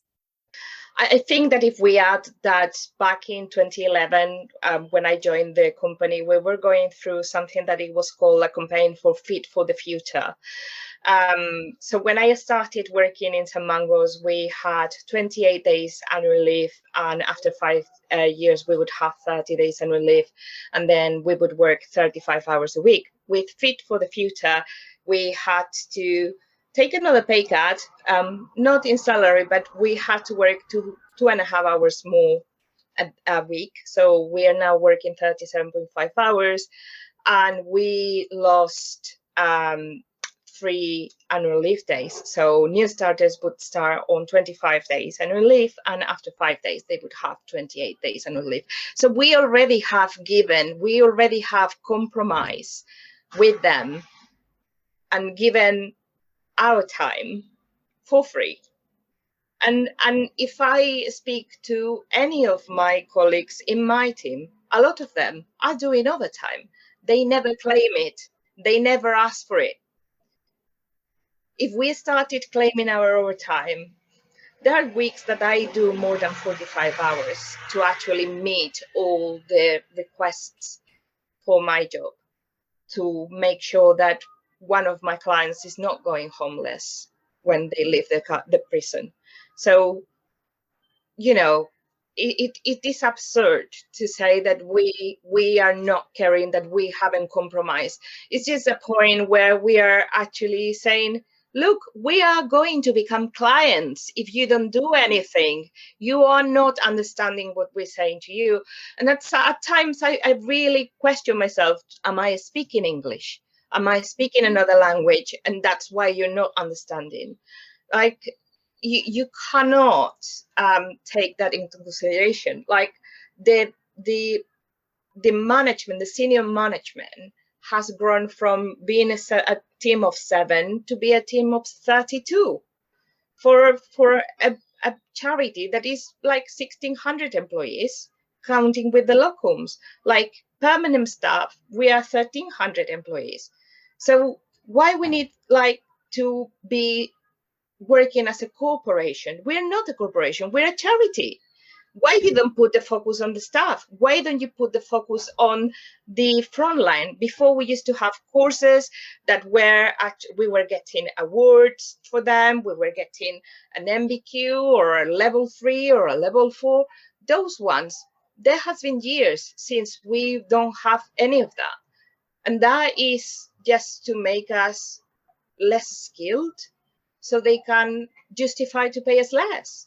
That's a really important point, I think, in terms of like the sort of the kind of ballooning of management, I guess, or since I think it's since 2013, it's gone up. So as Andrea said, from like 7 to 32. So I think it's about like a 320% sort of increase in the number of managers. And I think it tells you exactly kind of the kind of, like you said, sort of like setting their own goals and they're marking their own homework. You've had this ballooning of sort of management, and at the same time, you've had recently you've had a role that was that they're trying to introduce called a director of transformation.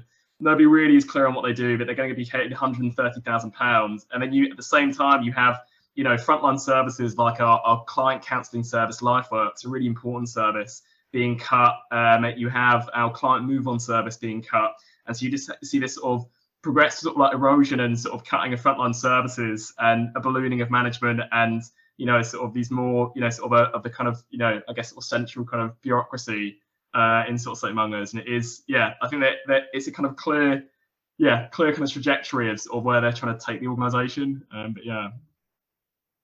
This is infuriating. I think it's also what Andrea was saying before about how you feel like sometimes you're not speaking English. It's important to note that this is not something that people with different class interests who are set on maintaining those class interests are going to be discoursed out of or debated out of.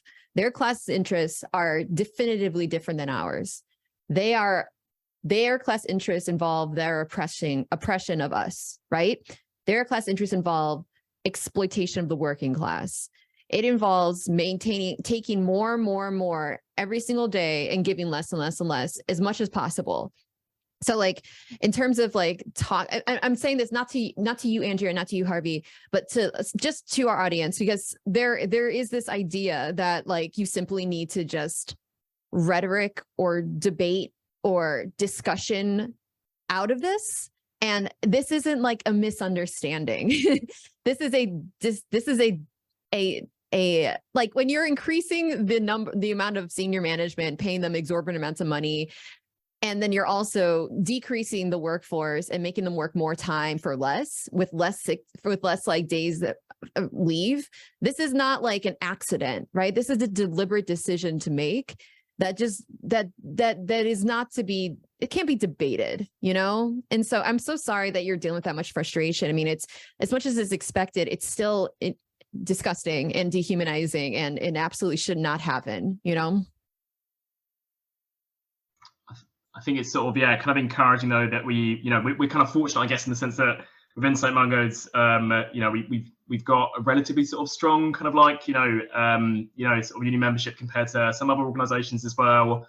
And it definitely sort of took inspiration from Shelter, sort of inspiration from other strikes as well, like the nurses' strikes,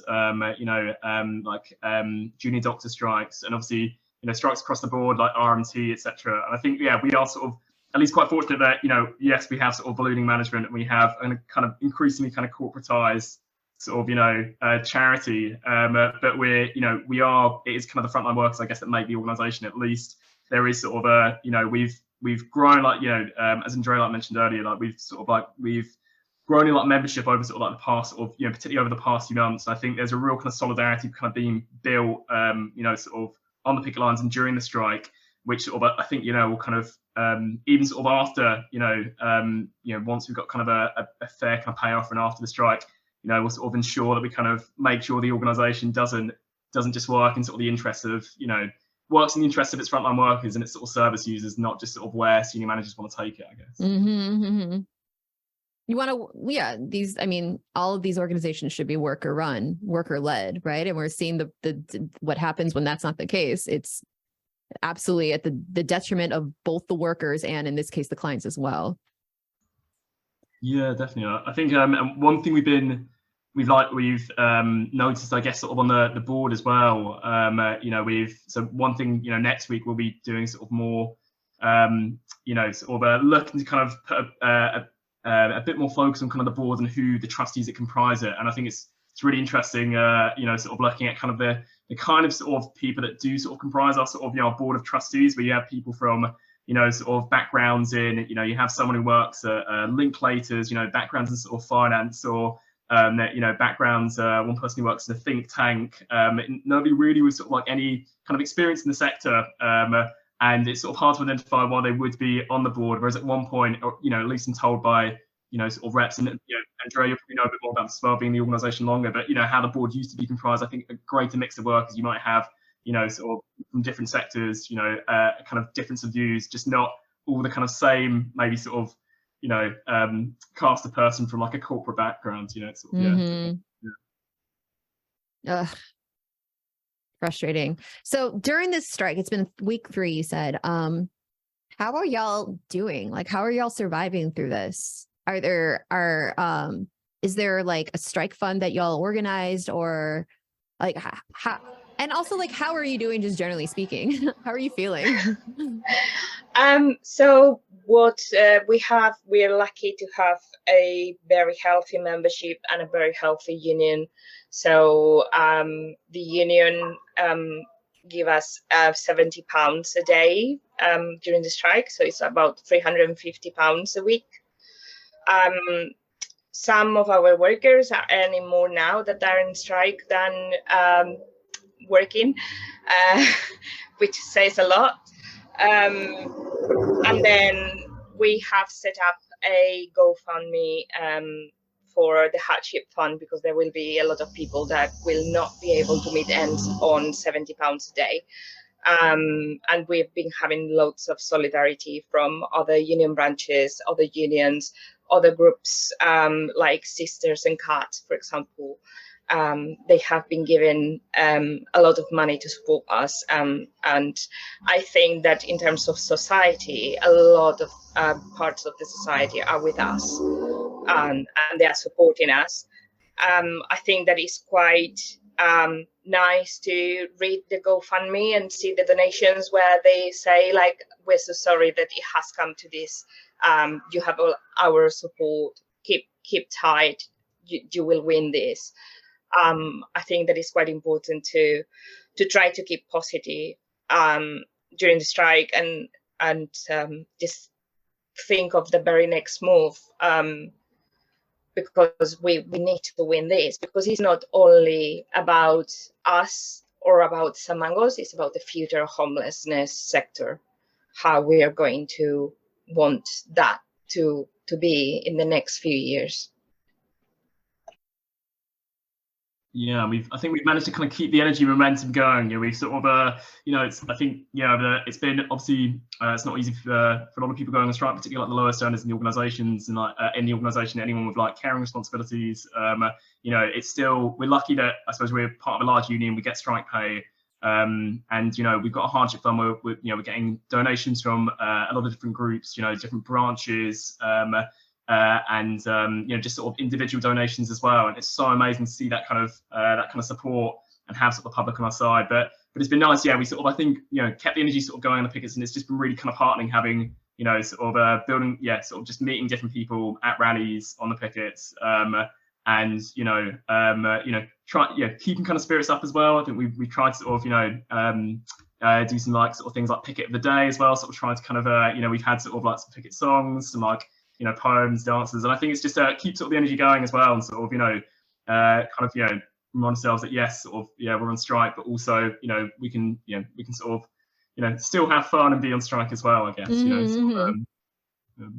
I love that. That's great. Yeah. I mean, you see so much of like the capitalist propaganda to convince you that strikes don't work, that people that strike are, try to paint the personalities of people that strike as being, bitter or greedy or whatever. And then like same type of thing about unions. I mean, especially in America, America is like so anti-union, but it's certainly not exclusive to America.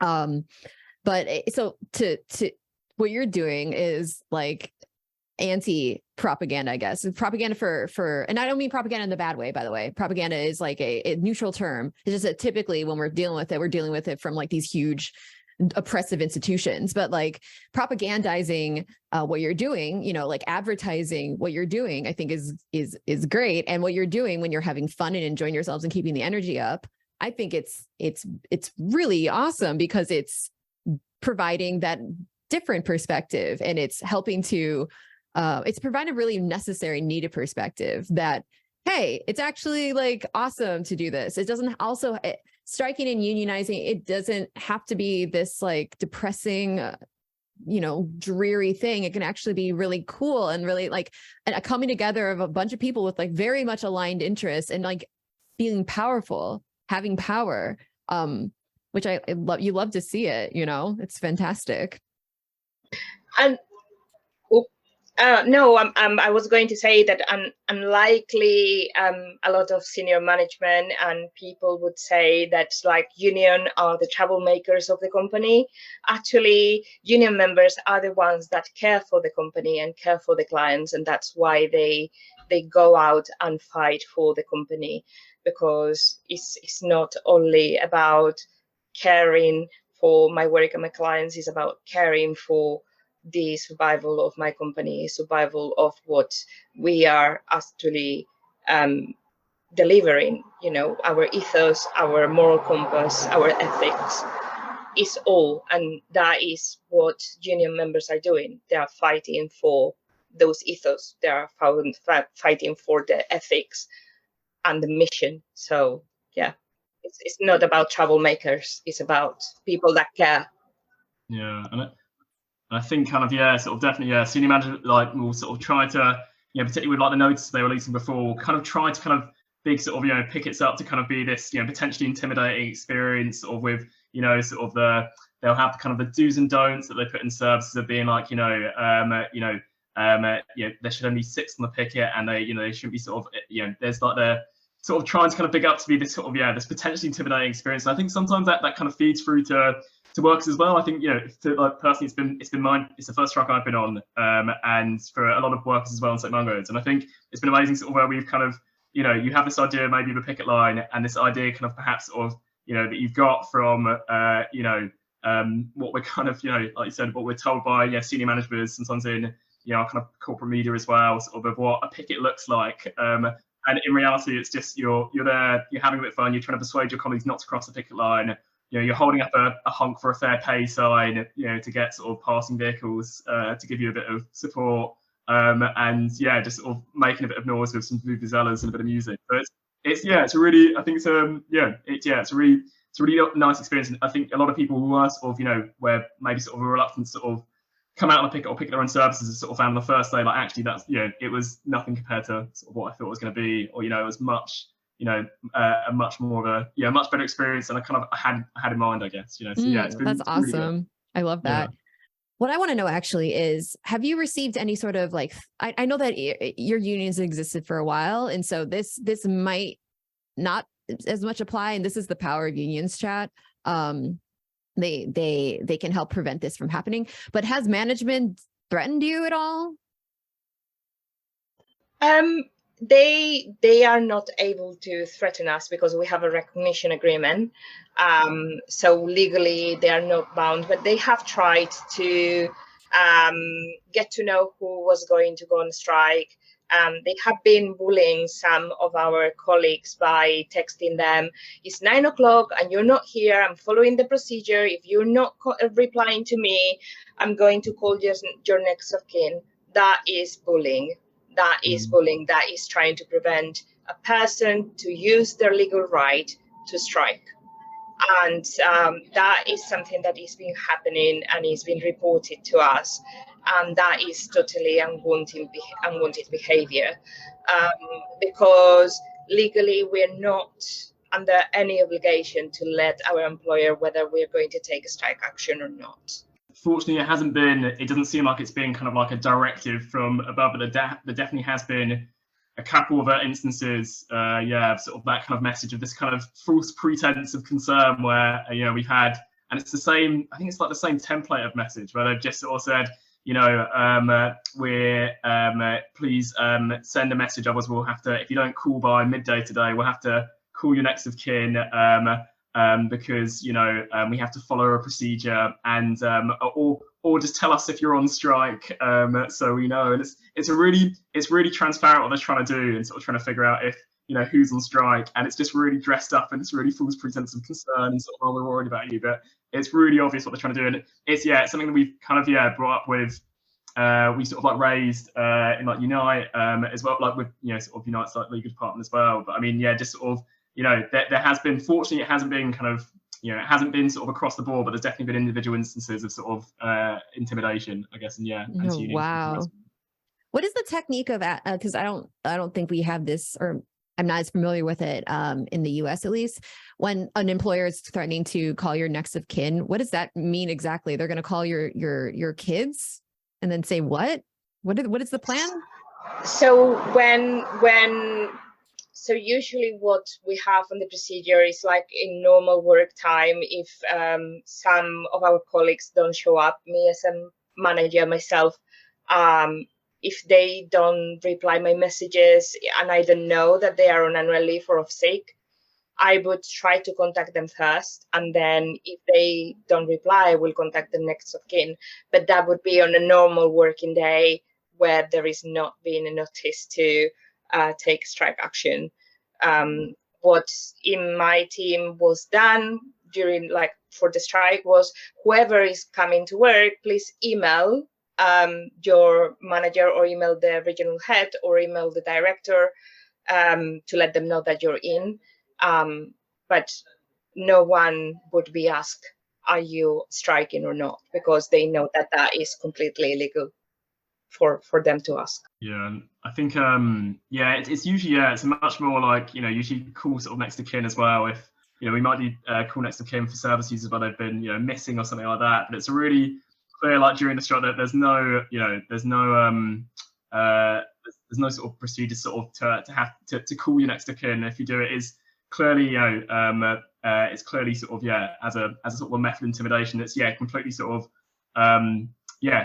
completely wrong. And we've also sort of, I guess, had it seems like in person has been sort of anecdotally where we've sometimes had sort of managers sort of crossing, pretending sort of individual cases where it's sort of seen as kind of like being maybe slightly like intimidatory sort of like behaviour, just where I was sort of on a picket the other day and sort of trying to talk to someone that kind of seemed sort of one of the managers was sort of standing in the doorway, sort of trying to sort of observe the conversation. I think you do get sometimes slightly kind of it can feel sort of a bit intimidatory, even if it's sort of nothing kind of overt that maybe you can sort of prove. But I think there's definitely sort of individual examples, and managers sort of crossing, I've heard, and sort of saying, oh, you're not gonna beat me up if I cross the picket. And it's really like passive aggressive sort of comments, I guess, and that sort of stuff. Oh my god. So it's a little tragic when you get that, I think, from sort of senior managers. But Wow. I feel like for the next of kin thing, I would imagine that that's kind of for America, and maybe that'd be like the emergency contacts. Maybe that's what the equivalent is in America, perhaps. That's exactly it. Okay. So it would be like, if something happens to you, we will call your family, or like your husband, your partner, whatever. But that's basically it. Yeah, we had one member who received a call to their home phone, I think, and then sort of received a call the next day, sort of asking where they were, so it's really sort of like in an emergency, if you haven't still seen someone for days, if out of genuine concern, if the procedure, but during strike action it's just completely unfounded. So. My gosh. Yeah. I know we're a little early for questions, but I might as well dig into some of them right now. Let's see here. How much? Oh yeah, no. Some of these have already been covered. So one of the questions is from Mr. Noopsa. It's how much does senior management get paid to betray the working class? We already covered that. So we're talking like $180,000 or pounds a year. Is that about right? So in terms of like the senior management are paid between 100,000 and 130,000 as far as we know, because they have created a new job called the Director of Transformation at £130,000. But there might be directors that they are earning more. And the CEO pay back in 2013, well, 2013-14, it was £107,000, and the last accounts published were over 189,000. However, it's not anymore public. The pay of the CEO is being hidden from the accounts. And what they have put in place is to say that the Board of Trustees fix the salary of the CEO according to the median market. If we look at the median market of the charity of our size, more or less is 193,000, which is outrageous when the Prime Minister is earning around 82,000 a year, and when you ask this question to the CEO replies to you, well, yeah, my salary is high, but it's high because, as the company grows, the risks for the company are bigger. So to me, the question is, I didn't know that your job is more risky than leading and ruling a country.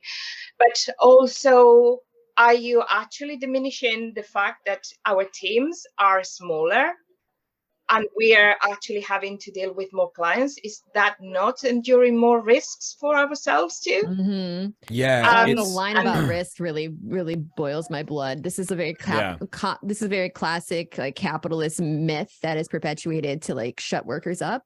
The idea that business owners or upper like senior management are the actual risk takers. They take so much risk. What risk?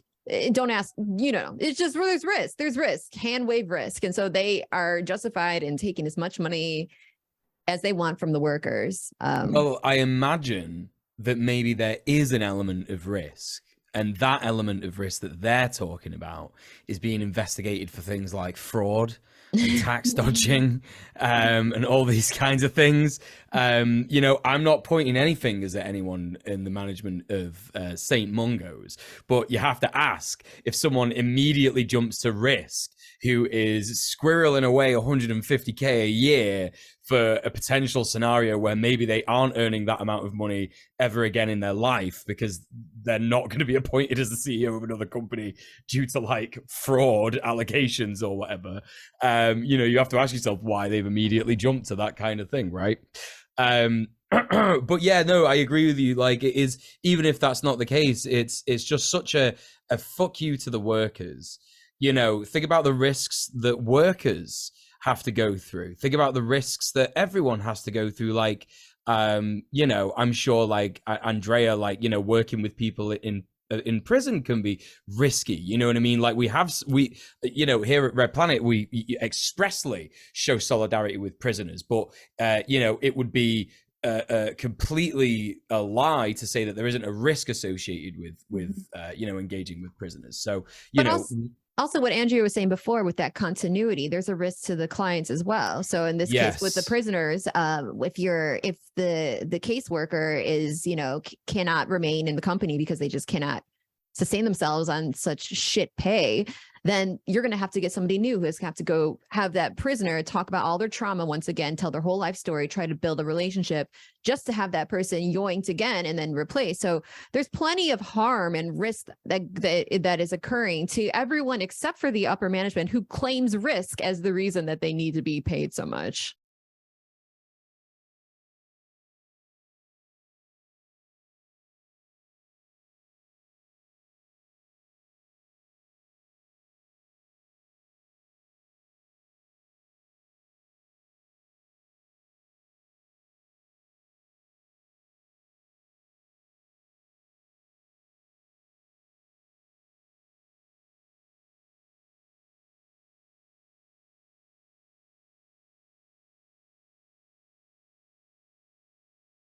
Yeah, I think yeah, it's definitely it is definitely kind of a mystery when you sort of, you know, I suppose try to justify that the risk they take on is somehow, you know, 10 times more, or you know, it means they get 10 times more sort of remunerated than the lowest sort of paid work in the organisation, as if they don't take on any risk in like frontline services. And I think we kind of see it like in the, you know, in our how like sort of the pay scales are sort of in like pay sort of evaluations for certain roles. You know, you'll get this you know, the emotional kind of, you get a much sort of lower kind of amount of points sort of awarded to frontline roles which have an emotional and physical toll.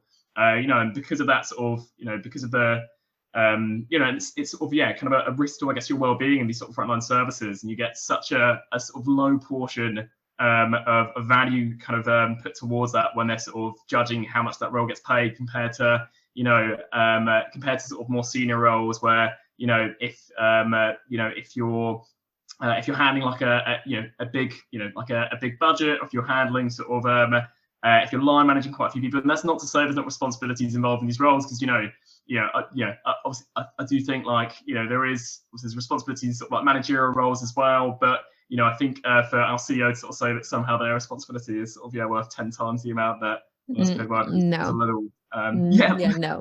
a little bit of a jump, yeah.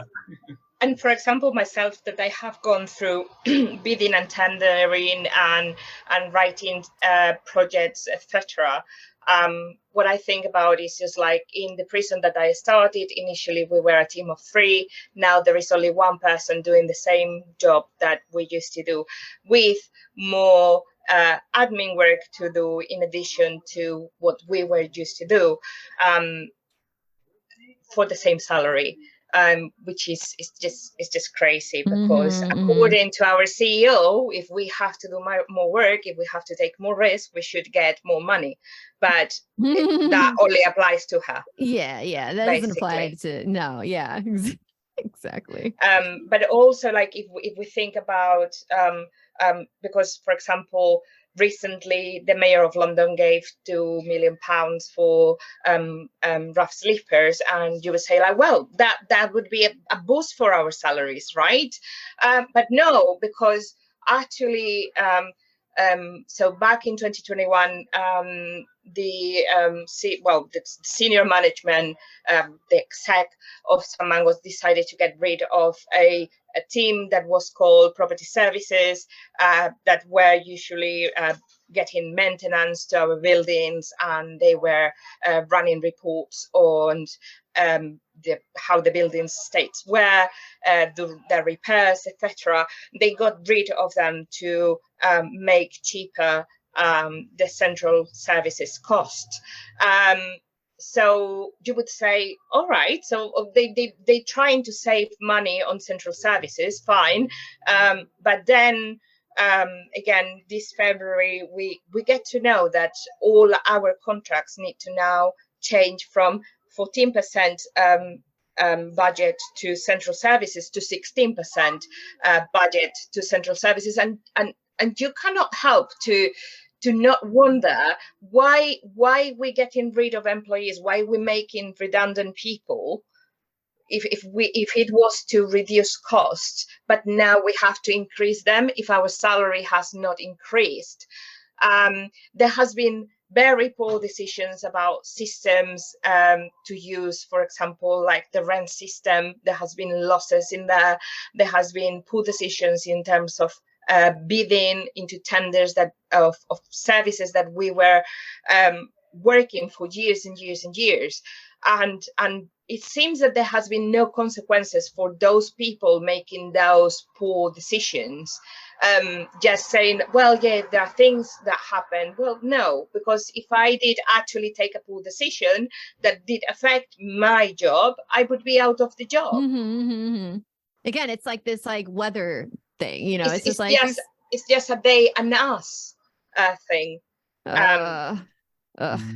You definitely, I think you probably get maybe a few people sort of failing upwards, and you get like I think that the rent system is a really good you know, sort of case in point. I think we had the previous sort of senior, I think, sort of director kind of overseeing that, was literally in the role for a very short period of time, put in place this new rent system, which cost so much, was a complete flop, and now sort of they've kind of tried to sort of cover their tracks a bit, and I think they're reintroducing a previous rent system we used to have. So it's just been a massive waste of money, and that kind of money is sort of money that obviously could have gone towards sort of a decent pay rise. Obviously there's a lot of I think we have our head office, this massive corporate kind of head office in Thomas More Square. We're paying sort of the organisation's paying like £1 million a year for it. And it's something that could be obviously downsized, particularly with people working from home.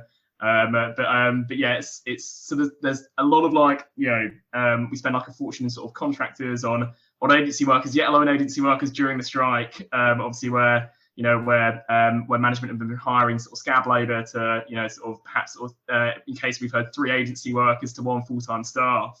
And so all this money that they're spending is just money that could have gone towards actually kind of paying their staff, where they sort of just kind of squandered it elsewhere. I think they've just tried to kind of double down as opposed to being like, well, sorry, actually, guys, we've messed up. It is such a damning indictment of neoliberal capitalism, in that there is a homeless charity that has a massive headquarters, huge building worth £1 million in rent every year, and all the jobs that are done there, as you said, probably be done working from home, but because of this bizarre hyper real reality that we live in, I'm just sort of paraphrasing a bit of Foucault here. I've not really read the guy, but I know that not Foucault, Baudrillard. This sort of like hyper real, like, oh no, we must work in offices. We must work in offices because that's normal. That's what's real. But in reality, we know that we could do things completely different. And you know what you could use that building for? Well, I don't know. You could probably house a bunch of people in that building. Just a thought. So it's just kind of one of those, like, this really is like such a bastardization of the human experience and like how we look at things, and the very reality that there are CEOs in this charity that are giving themselves so much money, and again, like the fact that they've given you these excuses as like, oh, well, the business is growing and there are more risks to the business. They don't even look at it as a charity. They look at it as a business, because it's when it grows, the opportunity is there for them to extract more wealth from the workers, right? To extract more wealth from the people. And this is a charity. This is a charity. It says it all when workers are not being paid adequate wages, that they have to, apply for benefits in order to exist. And also there's less and less of them being tasked with more and more work while the senior management increases. I think it says everything it needs to be said. Mm-hmm. Yeah, and I think we definitely sort of see it kind of in terms of, you see a real difference in tone in their publicly available sort of financial accounts when they're talking about, kind of their reserves as well. So one thing we've tried to highlight is that, the fact the Board of Trustees set their kind of reserves between 14 to 18 million pounds a few years ago. They've been, above sort of 20 million pounds for the past sort of 5 years. They're currently at 22 million pounds. So well above sort of their kind of the reserves they set themselves, or the upper end of the reserves they set themselves. And the same with their kind of unrestricted reserves as well. They're at the top end, and you see this really, the tone in their kind of financial accounts is like, oh, we're not doing too badly. And they sort of said in their previous one that actually we spent less on staff than we actually thought we did, so we're actually doing okay. And then between kind of what they'll communicate to staff, it's just like, oh, sorry guys, we just don't have the money. So it's a real there's always a real big difference in tone, a very convenient, difference in communication between what they tell kind of, what they'll kind of publicly, what they'll put in these reports and what they'll kind of let staff know when we're asking for a high pay. Gosh. And so it's really interesting as well, because there are so many layers to this. We've spoken a lot about, like, the hypocrisy of the management, We've spoken a lot about, you know, the obvious stuff that, you know, we talk about every time we have striking workers on. We talk about the obvious stuff like the CEOs are lying. It's all bollocks. You know, they're just wanting to pay themselves a higher wage. But I think like a really important thing for everybody listening and everybody watching will be to tell us how you all decided to, not how you decided, because obviously you decided to get involved because things were rubbish. Yous are quite lucky because, like you said, Andrea, you got the Unite presence in St. Mungo's already for years, right? But like, for example, so Harvey, I assume you're a new member? Yeah, so I joined near the end of sort of 2021. Okay, yeah. and how did you, what was the, like, obviously the tipping point is going to be the pay and stuff like that. Like, I guess the big thing would be like, how did you know it was Unite that the people you should go to, and what was the sort of process like? Were you already radicalized to, you know, support unions and union action, or is this like a completely new thing for you? I don't know if, do you want to go first? I think for me it was I'd say probably a relatively sort of new sort of thing for me. I think prior so I wasn't working sort of the sector before. It was my first sort of job in sort of like the charity sort of sector, and in sort of a kind of homelessness organisation as well. And so you know, I think I came from the private sector before, and sort of coming to sort of St. Mungo's, I think it probably coincided with a, you know, sort of a period where maybe I'd sort of become slightly more political. But when I sort of went into St. Mungo's as well, I think it was a really politicizing experience, sort of talking to kind of other staff members as well, and you're talking, sort of sharing, you're sort of hearing from, like, you know, staff members who have been in the organisation for far longer as well, you know, who have, you know, been at the brunt of sort of, you know, again, year on year real terms pay cuts. I think that you know, it can probably be quite a politicizing experience in itself as well, and it's sort of really, you know, I think it's really when, you know, I became sort of I joined sort of Unite in my first episode. It was the choice was pretty easy because I guess Unite was the biggest union in the workplace as well.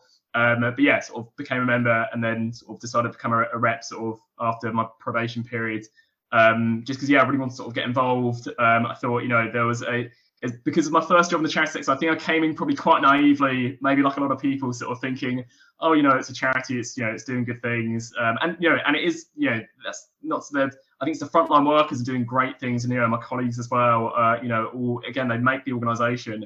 But I think maybe, yeah, I didn't quite realise when it went in, it's sort of the kind of, yeah, that kind of the, you know, again, the corporate side of sort of charities that you do get, which is reflected in sort of senior management pay. And I think you become more exposed to, I guess, sort of when you're working there, and start to think, actually, you know, there's, you know, charities, I think, face the same problems a lot of, you know, of a lot of sort of organisations in like the private sector. They're not really sort of, you know, any different. You know, even if, again, it's the workers that really sort of are doing sort of the, you know, the work and sort of make it a charity. Is that in terms of like donating or something? Yeah, sorry, can you just repeat I think it's for both. I think for either working or for donating, I suppose. I would say, like, in terms of working, I think, to be honest, I think in any organisation, any charity you're going to, they're going to face sort of similar issues. I have a friend that works in water aid, similar sort of, you know, maybe not as gaping a disparity between, you know, sort of pay, but again, you know, there's real examples. You know, we in other charities as well, they're faced with sort of similar kind of like, you know, similar sort of issues where you can get really, you know, anti-union management, massive sort of pay disparities, you know, sort of real kind of like issues, particularly like where that kind of like, you know, there's that kind of like emotional blackmail and sort of this idea of, you know, you not going to it through the pay is constantly weaponized against you. And so I'd say in any charity you go to, you know, I don't think there's, maybe I'm wrong, there's probably maybe better charities, but I'd say in any charity you go to, just, you know, join your union, collectivize your workplace, and just sort of make sure, you know, that charity doesn't become sort of more corporatized, and, you know, sort of, and, you know, frontline workers just, you know, sort of run to the ground. I think in terms of donating, I would recommend sort of donating to smaller, kind of more, you know, sort of more local charities where, you know, perhaps more grassroots, you know, within your area, you know, where it's a bit more accountable where the money's going, you know, where you know, sort of, again, it's probably going directly to, you know, to what that sort of charity's trying to do. So I would say, you know, donate to sort of like perhaps your community roots, your local sort of charities, as opposed to sort of massive charities where that money kind of seems to get kind of lost quite quickly. And and in all likelihood, you just don't know, is just going to be sort of squandered on sort of a rent system that won't work, or just go to the CEO's pay packet. So yeah, I don't know, what you'd say to Andrea. Yeah, I'm quite in agreement. I think that one of the things that is particular for San Mangos is that like we have a history of being unionized, and one of the things that we say to everyone is like, yes, you have to pay your subs for the union, but that means that you will get better terms and conditions to work at there. I would say that if you want to work in a charity, by all means, just do it. If you have the skill and you want to care for people, yeah, but like you will also face sometimes like bad pay, and having the tools and having a union behind you that it will support you is essential. And in terms of donations, in terms of San Mangos, you can donate to San Mangos and say, I would like you to spend my donation into this project or this other project. So recently, one of the projects that they have got rid of was LifeWorks, where a bunch of psychotherapists would support clients with trauma because they were not making any money of it, and it was fully funded by fundraising money. So people were giving money to that particular project, but they decided to get rid of it. Yeah, that's a really interesting point. And yeah, I think that's kind of coincided with just before the strike. Actually, there was sort of a round of redundancies there St. Mungo's are making, and it was particularly that kind of their argument was, essentially these aren't money making services. These are some of the most important services, client facing services that they were kind of trying to get rid of under the argument and that they're not going to make sort of the charity money, then sort of kind of putting that more towards sort of the fundraising department. The majority of Mungo's monies come from sort of council contracts. It's not fundraising. But I mean the fact they've tried to, I think it's the fact they've tried to I think it says it all when sort of the fact they've tried to kind of just cut really important services and that, where they say kind of where they can't afford it, and like we said, you just see this the tone in their financial accounts, the tone in their public available financial accounts is very, very different, I guess. Mm-hmm. That actually sorry, Kira, I just wanted to go back to my question, because I think Andrea wanted to weigh in on this about what kind of radicalized you into Unite work and stuff like that. Was I right in thinking that? Well, I don't mind. I am a sociologist by degree. I did sociologist. I come from a family of unionists. My dad used to be the convener back in our country of National Bank for a very big union in Spain. So I kind of like grew up in that radicalization. But when I joined San Mangos and I got to see the union during my central induction, the union came, they introduced themselves, and I was like, yeah, of course I'm going to join the union, because I know that if we are higher in numbers, we can make better demands to our employers, and we can assure that we are not going to be exploited. A lot of people think like, oh, we have a lot of rights, we don't need unions anymore. And it's just like, it's because of unions that we have a lot of rights. You need to understand that you're not working the whole week, the whole 7 days because you have a union. You need to understand that you're not working 16 hours a day because you have the unions. You have rights, but we have not conquered every single right, and we need to still keep fighting for getting better pay, for getting better rights. A 4-day week, why we have to work for like 7 days or 5 days a week? We don't need that amount of productivity. Like in May, we had 3 bank holidays, and as far as I know, the country didn't go down in pieces. So like we should be working for living our lives without pain, and that is what makes me keep being part of the union, keep myself radical. That's in a such a way. good point, because yeah, there is so much opposition to this 4-day working week, but you're right. When there's a made up man with a made up title being put a crown of stolen jewels from all over the world, on his head, then that's fine. We can have a 4-day week then, and that's fine as long as he has got his crown being put on his head. But not any other time. It's so absurd. And as well, like we were talking before about working from home, like there is so much work that can be done working from home. This is something that we saw during lockdown, and that is so good for people as well, like mentally. I was doing a work from home job during lockdown, and I can't tell you, like, I'd always said to myself, when I became self-employed doing like content creation and stuff like that, I always said to myself, I'm never going to go back to a desk job. But working from home as a desk job, not so bad. It's not so bad. It's a lot easier. It's a lot more enjoyable and bearable with, because they're not going to start paying us for the time that we spend commuting to our work. Do you know what I mean? So why should we fucking commute to work? But yeah, I think that's really good. Kira, did you have something that you wanted to ask before I went back to my original? Kind of. I know. Yeah, so I know that Harvey touched on this for a moment, and I kind of touched it. Kind of deals with one of the questions that one of our audience members submitted, which was from Shafiq. Shafiq says, "I'm not sure if this has been covered and I missed it, but Say Mungos is a charity. How is it funded? Are we looking at donations and bequests, or is there government funding for providing services?"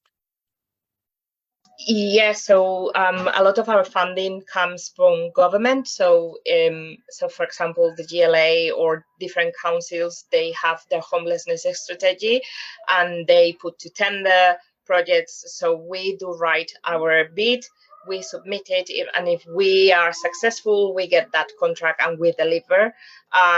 So that's how we are getting funded, as well as for fundraising, which is about like 20%. Correct me if I'm wrong there, Harvey. I think it's 20% of our cash flow comes from fundraising.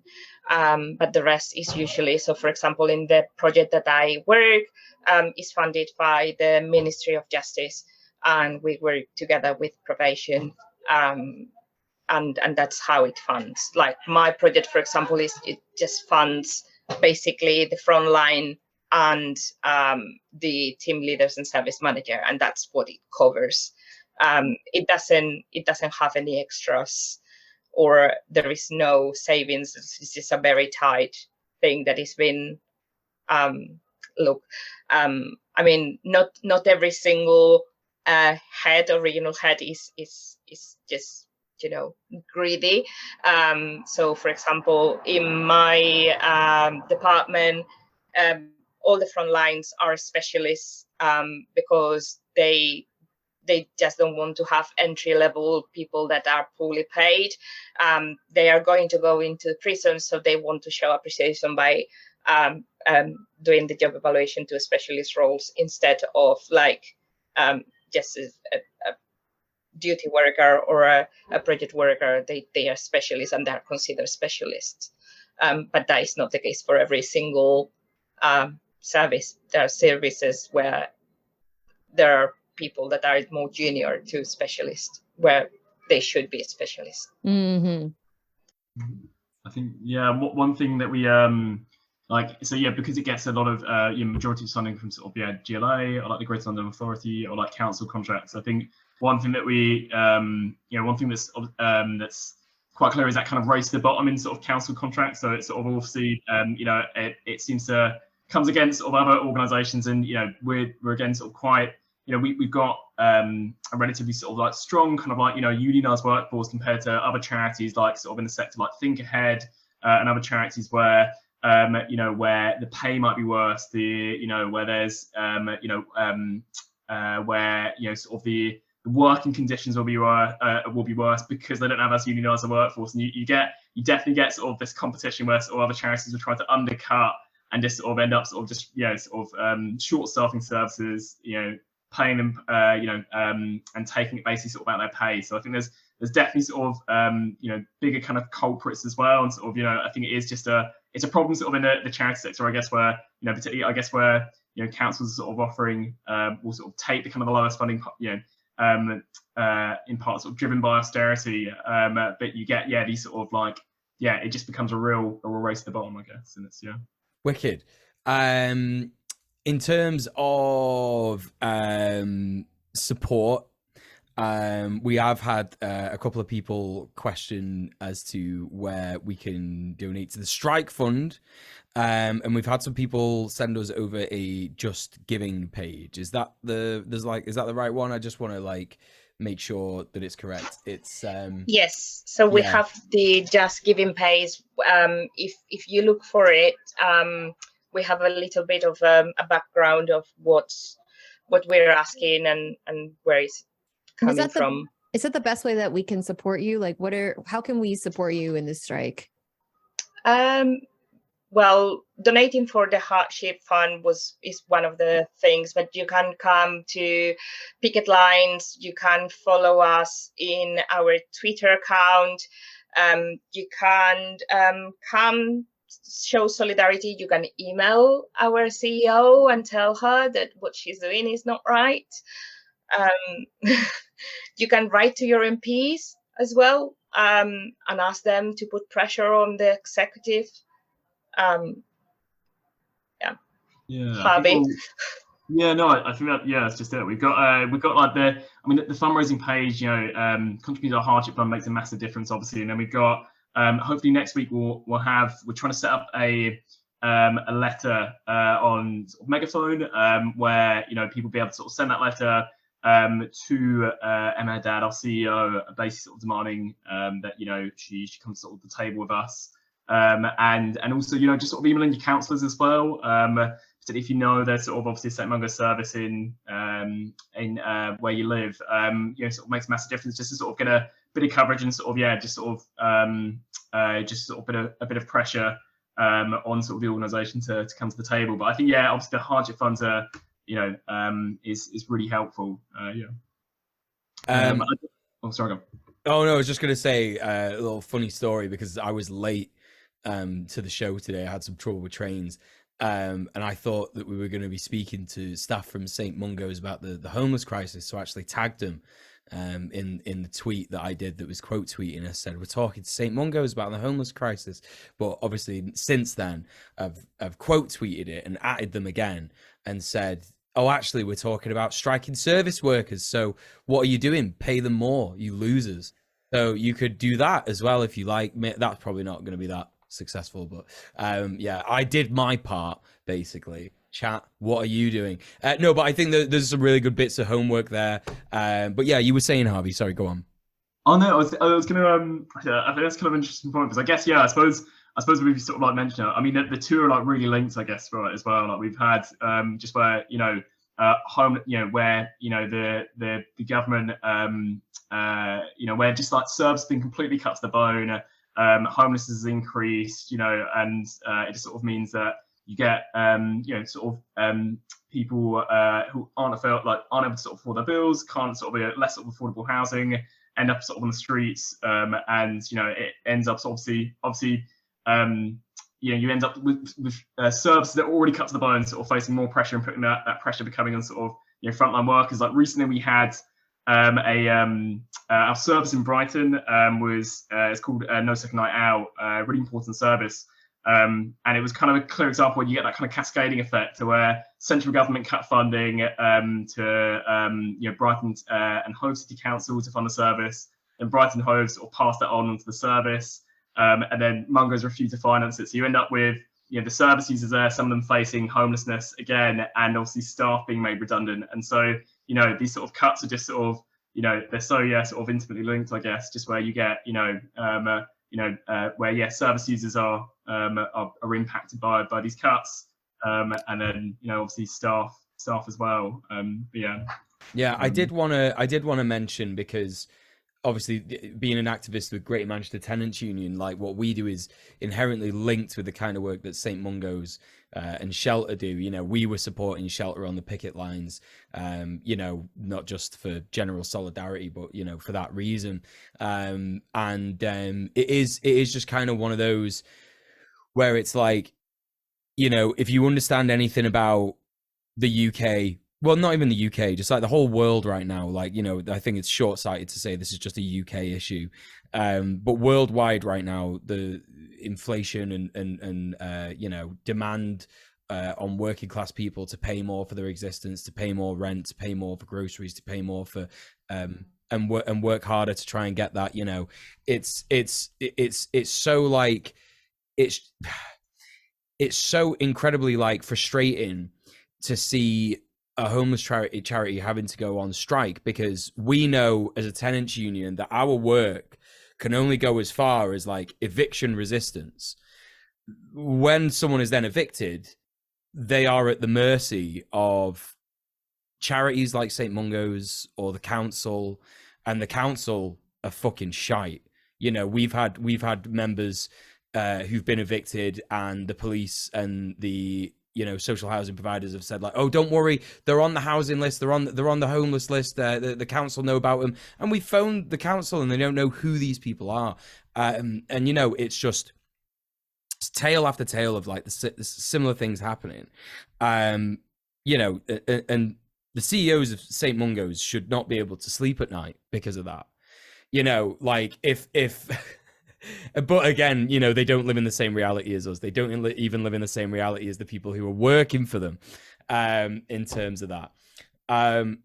So, you know, if there are any kind of people who are, you know, in Brighton or in the southwest or in London, because I think these strikes are going on all over the south, aren't they? St Mungo's is like a more of a southern thing. I don't know if they're here in Manchester, actually. I'm not sure. Yeah. Just a southern thing, yeah, mainly. Yeah. So if you are like, you know, based around London, Brighton, and anywhere where St Mungo's is operating, you know, check to see if there's a strike, support them on the picket line if you've got time, if you've got a chance, you know, donate to the strike fund, and all the other things that Harvey and Andrea have said, like, you know, write a letter to your councillor, write a letter to your MP.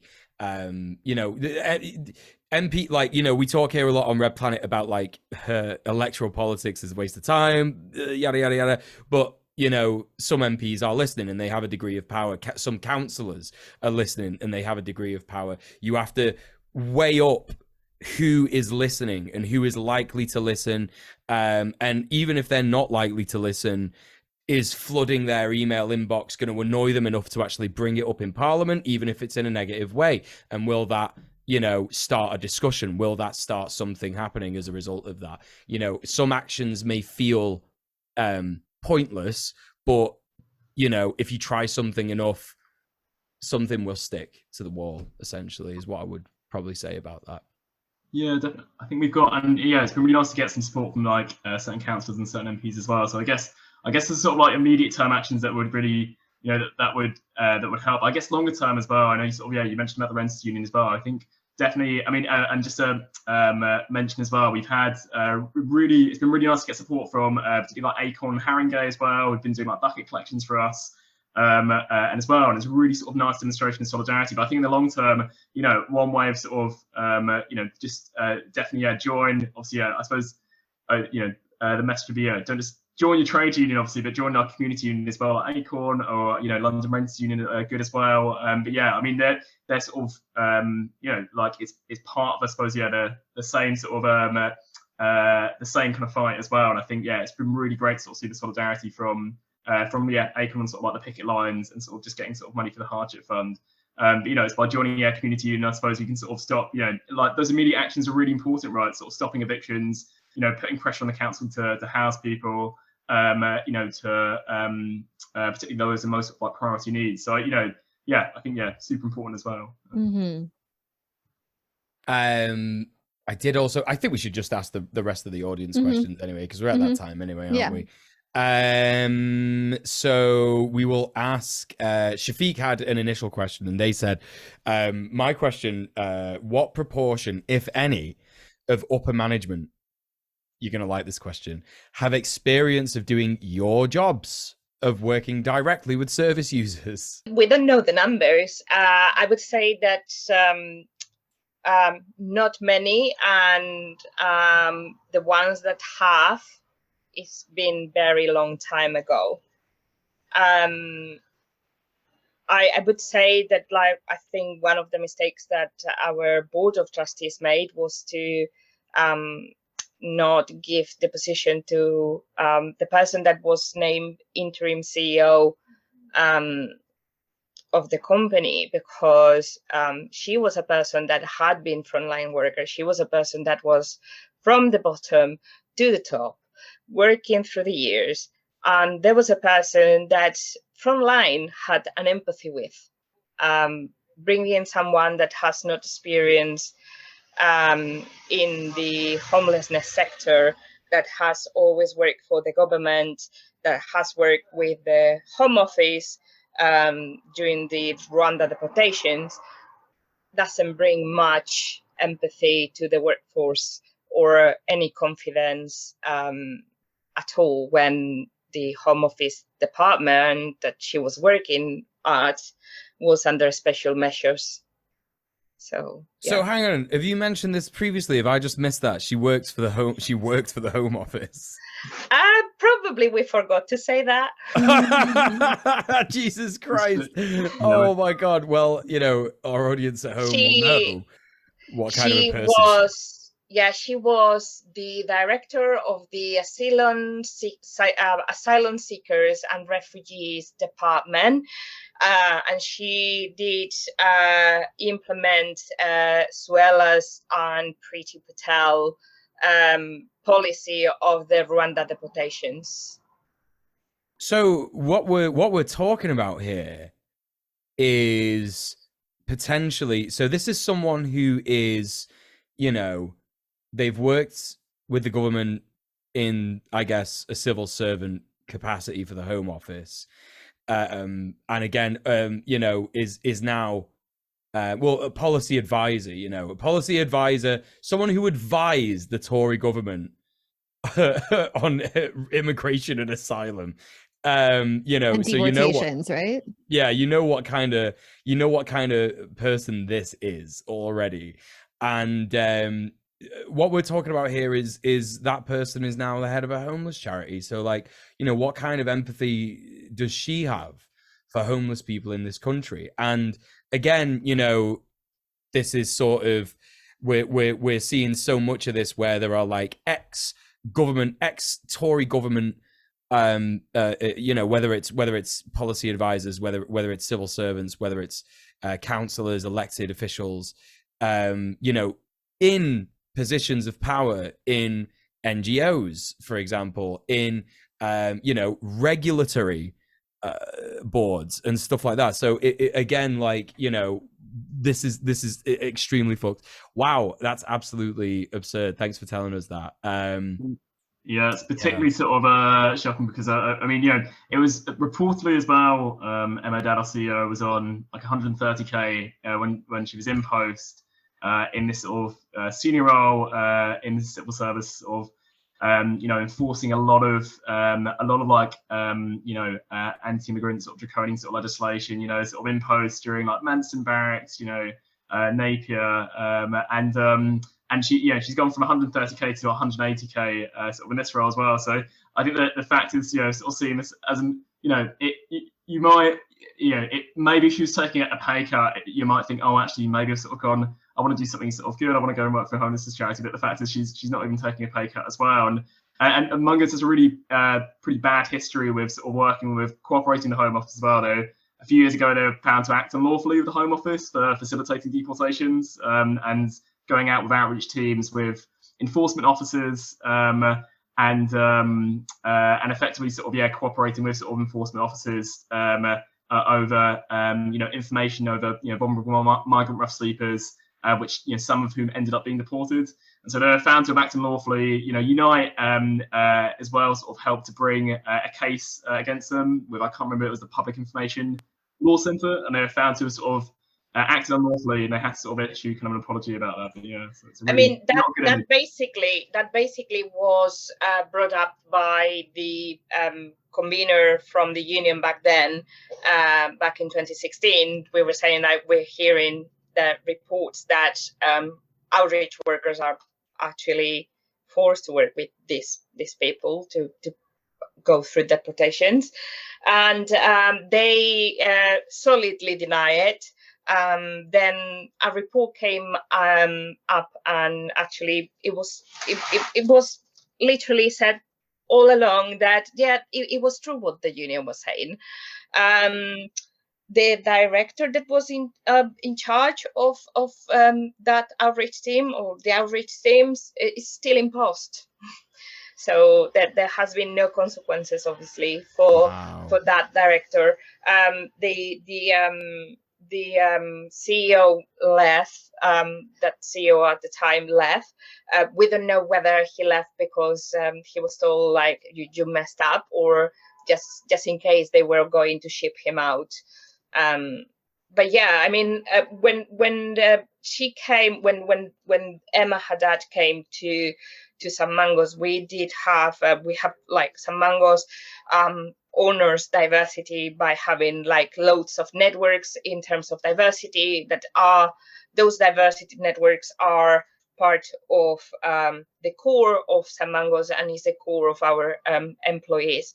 And we had a meeting with her, all the BAME community and the BAME network with her, and all she was saying was like, well, I've worked for I've been a civil servant. I've worked for governments under Labour and under Tories, and I have had to do and implement policies that I might not have been in agreement with, and all I tried to do was to make sure that those families were looking after. And it's just like, sorry, but sending them to Rwanda to like blocks and treating them like if they were in concentration camps, and actually getting to know that those deportations are being classed by Europe as inhumane.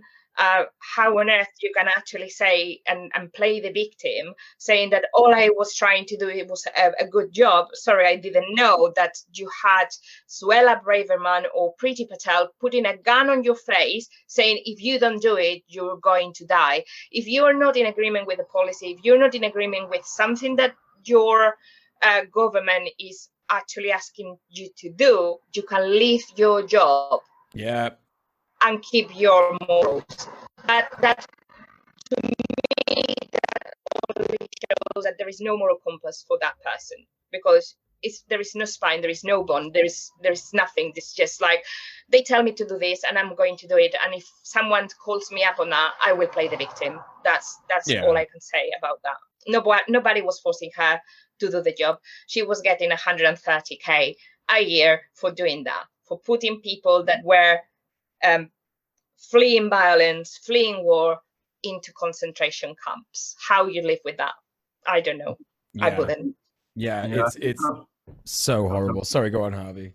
I know. I think it's kind of worrying every time we've sort of pressed her on this as well. We've always kind of got, she's turned it into a personal issue as well. And we've just sort of brought up concerns about, why this, why we don't think this is good, and it's not obviously a great image for a charity, and she's trying to sort of turn it into a personal issue and sort of try to fend it off and kind of pretend it's a personal attack on her. So yeah, I think that's as opposed to sort of engaging with some of those concerns and being like, okay, look, I recognise maybe it doesn't look like a good history, guys, but that's not me anymore. So it's been I don't know, it's which has been interesting. I think, and just to kind of go back to the point earlier, sorry if it was just on like your question about radicalization as well. I guess I think that was one thing as well that perhaps sort of really radicalized me, sort of that can be a radicalizing experience, not in the sense of you have these incredibly sort of like passionate, empathetic people working who are work alongside with for years put up with these kind of injustices, whether it's to do with like pay, terms, conditions, anti-racist sort of issues as well, like sort of Mungo's complicity of like the Home Office.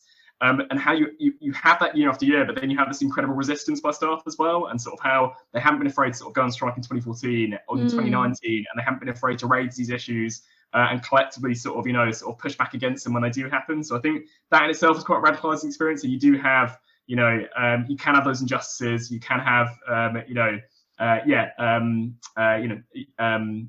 sort of can have that year after year, but you just have this, extraordinary sort of collective resistance, which I think, can be quite radicalizing sort of, Absolutely.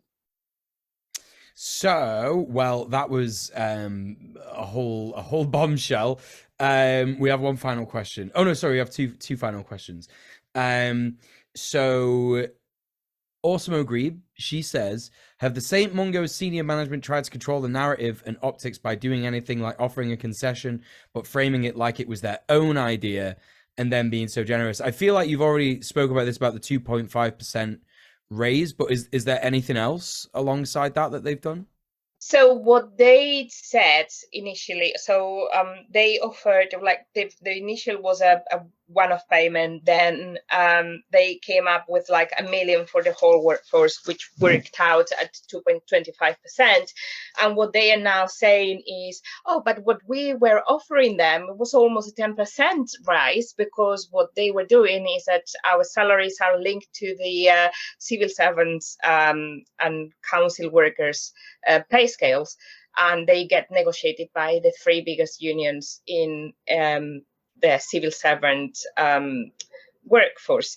So basically what they were doing was to add this 2021 pay claim that we have put with this year pay claim, add it together and say, it's a 10%. What you actually trying? And it's just like, sorry, you're trying to mislead people by thinking that you're offering us a 10%, and you're not doing that. You're just using what is coming, which is not being agreed by the 3 biggest unions, because most of them have rejected it, and adding it to something that you're still not answering for. We're talking about the 2021-22 pay claim, not 2023-24 pay claim. So they are constantly saying, and like you would read online on articles how Emma has said what we were offering was almost 10%.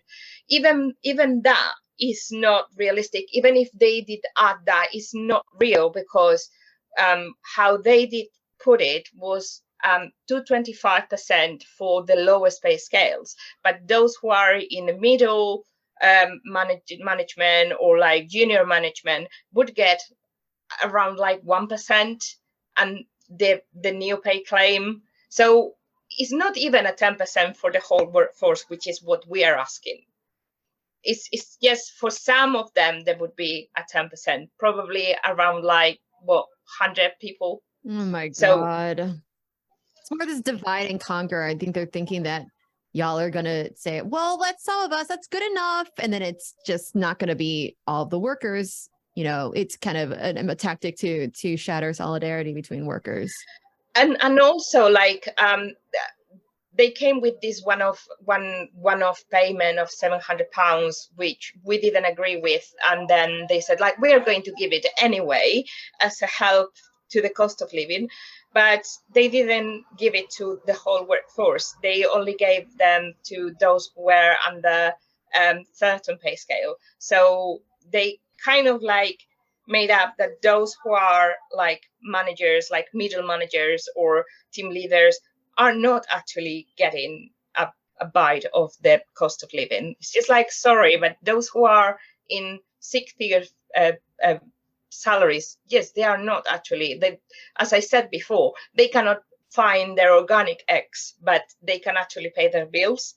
And managers are also facing a lot of hardship. We've seen a lot of it, that kind of line of our CEO is basically saying that, we've actually got 10%, so why are we still on strike, has been kind of repeated across like a lot of different articles, and it's a bit frustrating sometimes when it's not really even questioned or interrogated, and you just sort of see it reported in like kind of a mainstream outlet, and as if they're kind of both siding, sort of like saying, well, the union says this, but senior management says this, and there's not really much of an interrogation. And I think it's a little a little frustrating. But then I think my favorite thing is definitely seeing senior management.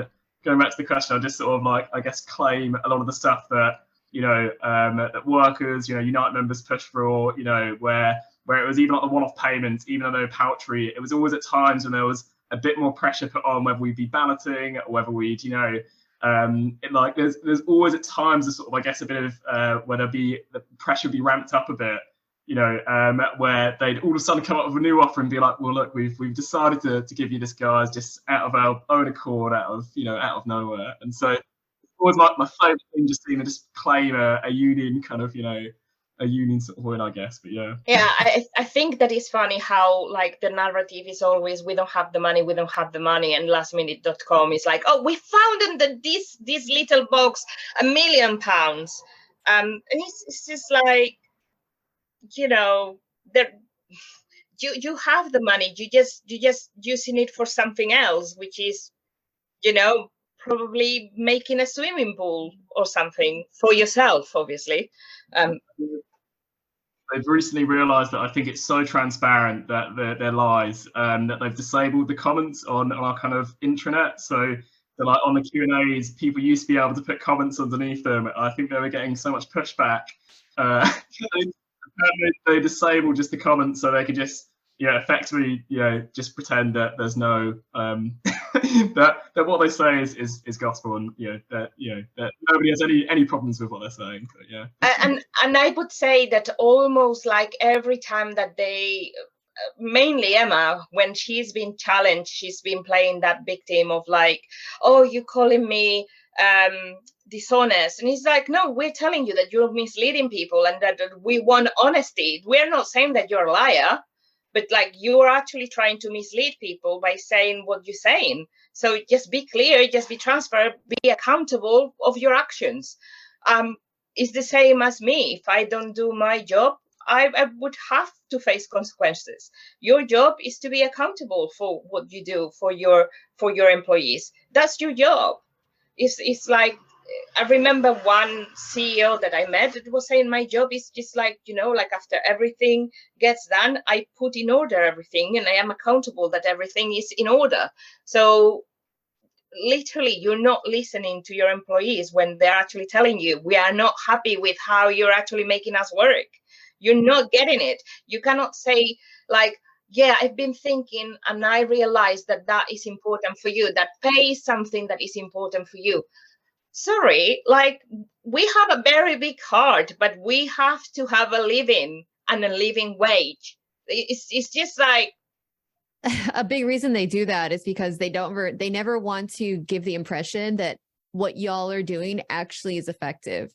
If it turns y'all are organizing and striking, and they're going to paint it as like, this is a bunch of troublemakers, this is a bunch of greedy people, this is a bunch so on and so forth.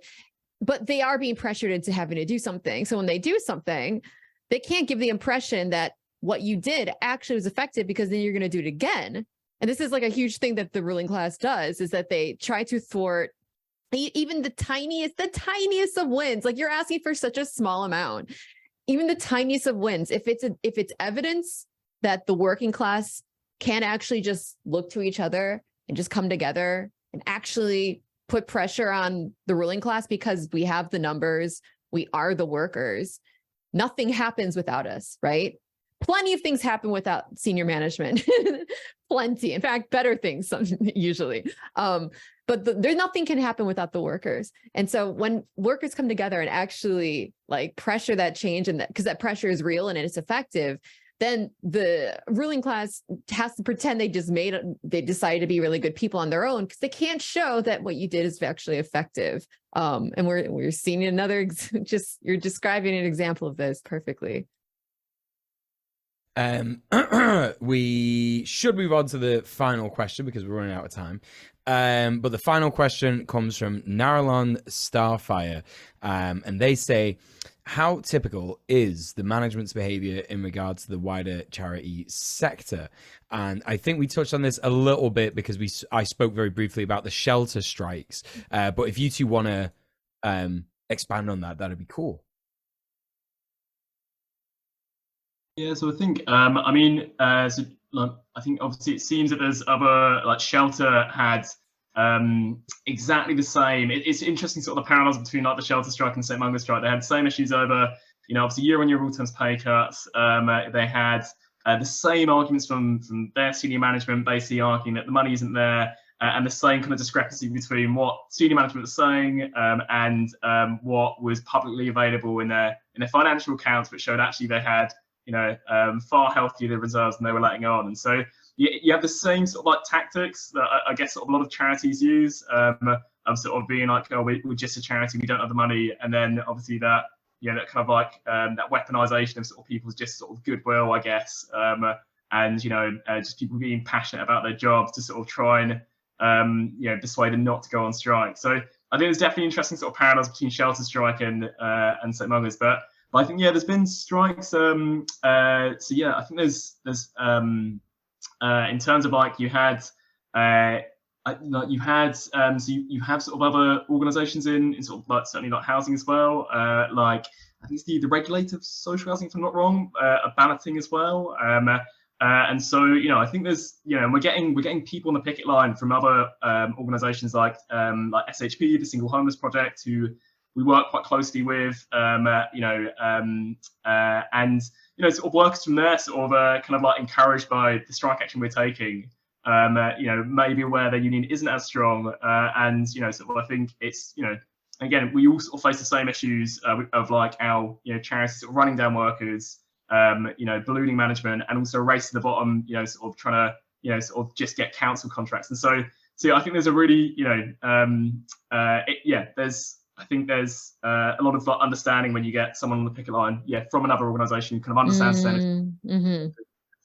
phenomenal. Well, that's all the chatter question or our audience questions. The last thing that we ask of you is we like to assign our audience homework, and they enjoy it. To be clear, it's not just us inflicting this on them; they enjoy it. These are like These are like actionable tasks that our audience can take. I'm thinking. I don't know if you have any ideas, but if you need suggestions, like maybe some of what we were talking about earlier about what they can do to help support you. So, is there any specific homework you would like to assign our audience? They can go out and do it and actually get their hands on something here.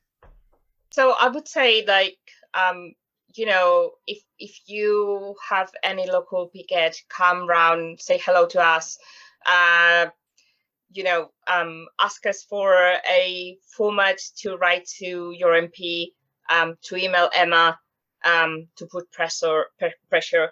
Follow us on Twitter, give us retweets and much visibility as you can, and support our strike fund, hardship fund, because for that it will be just supporting our colleagues who will be facing a lot of hardship after a month of not getting paid. So and where can we find you on Twitter? So we are at SM Unite, and if we have Harvey knows better than me, our hashtag I think is some Mangoes Mega Strike. That was a hashtag I tried to start off but didn't go far. but definitely follow us on Twitter at SM Unite, we'll have like up-to-date pickets and rallies there, and we usually regularly post out the Just Giving link, and we've also got a strike solidarity social this Friday at Pelican House in Bethnal Green, so we'll put that on Twitter as well. Awesome. So if you want to come, it's just sort of a chance to come along, like bring friends, family, chance to just meet others, and it's sort of obviously free for striking workers or those on low incomes, and then we have sort of a standard rate and a solidarity rate, which you can either pre-book tickets or you can sort of donate on the door if you want. So we got our solidarity event, but like Andrea says, I guess other than the hardship fund, always sort of nice to have people down at the picket. We have some great chats, and sort of come down and feel free to come along to our rallies as well. It's sort of always nice to awesome. And I'd say strikers are there from 7:30 in the morning, so coffees are actually welcome to our picket lines. So so if anyone's in the area, you want to stop by and drop off some coffee, maybe say some positive words of affirmation, that'd be awesome. Coffee would be great. Coffee any and snack, nice words. Coffee, nice, maybe some biscuits or something. Yeah. Awesome. And is there any other sites or anything you'd like to shout out now that we have a moment and we got people watching?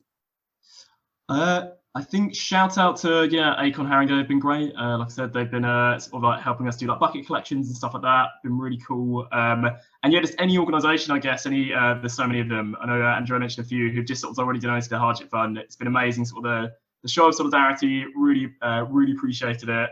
Hoping to sort of turn as well to sort of show our solidarity in return as well. So, in terms of sites, I guess sort of find us on Twitter, join your community union, and join your trade union, obviously, in your workplace. But in terms of like the megaphone stuff, like the petitions, we'll have that on our Twitter as well. So just, if you join that, that's where it's all going to be, I guess.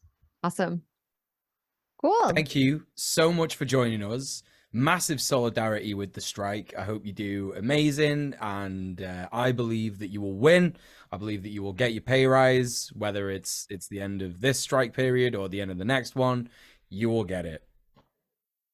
Thanks. Hope so. Thank you. No worries. Thanks so much for having us on as well. No worries. It's our pleasure. Thank you so much for being here. Nice to meet you. Thank you. Take care. Bye. Take care. Bye-bye. Well, an absolutely fantastic episode as per usual. If I don't say so myself, which I do say so myself, that sentence made no sense, but here we are. It's that time of the show where we plug everything that we do.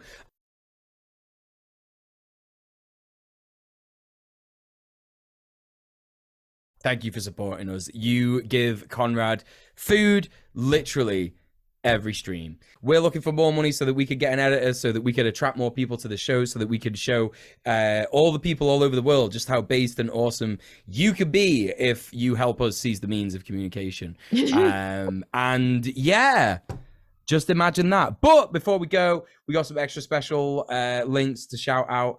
Because Kira, everybody wants to know, where can we find you? Where can we find you? Where can we get more Kira? Oh, that's a great question. Many people are asking. Twitch.tv/Kira Chats is what I mainly do.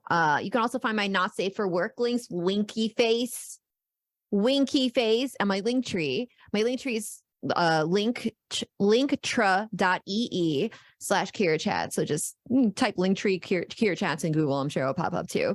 All of my stuff's there. Also my Discord. I'm a Discord goblin these days. I'm on Twitter somewhat, but like I'm mainly a Discord goblin. She loves Discord. I love Discord. It's disgusting though. Like I spend way too much time there. I need to get a life, like legitimately. But until then, discord.gg/Kira Chats. We watch movies there all the time. We have fun times as fun time Discord people have. I see you know I have a life. You can see how I do have friends actually. But speaking of friends, Mule, where can I find more of you? It's me, and you can find me at linktra.ee/DJMUEL, which is how you spell it, for anyone listening who may not know. And yeah, that's where you can find all my stuff. The most important one is Patreon. Head over there. I'm actually starting a new Patreon series. So this is only for my patrons, where I'm going to talk about what movies I've watched each month, because I watch an absurd, disturbing, saddening, sick amount of movies every month, because I love movies. I think they're great, even if they're terrible. And I'm going to be talking about all the movies that I've watched in a month, every month, over on my Patreon. So you could go and check out the first episode of that, which will be coming in a week or a couple of weeks' time, where I talk about all the movies that I watched in May, including the amazing Please Baby Please, and the not so amazing The Whale. So yeah, you can hear my thoughts about that stuff over there on my Patreon. You can also check me out at twitch.tv/DJ Mule, spelled exactly the same, and that is over. This week I'll be doing that a lot. That's it. I've fucked up that sentence, but I'm going to be doing streaming a lot this week. I've had a break from streaming. Anyway, our comrades that are not here, we're going to shout them out too because they're amazing and you should go and support them. Please, please, please go and support our sweet, lovely Sophie from Mars. It's linktree.ee/Sophie from Mars. And a lot of the places you can get her, all one word, spelled exactly as you think it would be, Sophie from Mars. But on some, including Twitter and Twitch, it's Sophie_FRM_Mars. So please go support our sweet Sophie and our wonderful Tim. Tim is it. Does he have a link? I think Tim does have a link tree, linktree.ee/Dread Conquest. Yeah, I was right. And he streams at twitch.tv/Conquest of Dread and twitter.com. He is at Dread Conquest. So please go and support our lovely Tim. Don't forget his YouTube channel where he does amazing YouTube videos as well. And yeah, that's it for the stream. Thanks for being here. If you're with us on twitch.tv right now, we're gonna raid UV Pod. Mark over there, he's doing a stream, a charity stream benefiting Trans Lifeline. And so join us. Pop on right now. So yeah, Kira's gonna be jumping on the stream right about now. So join us over there. See you in a bizzle. Love you loads. Solidarity. See you next week.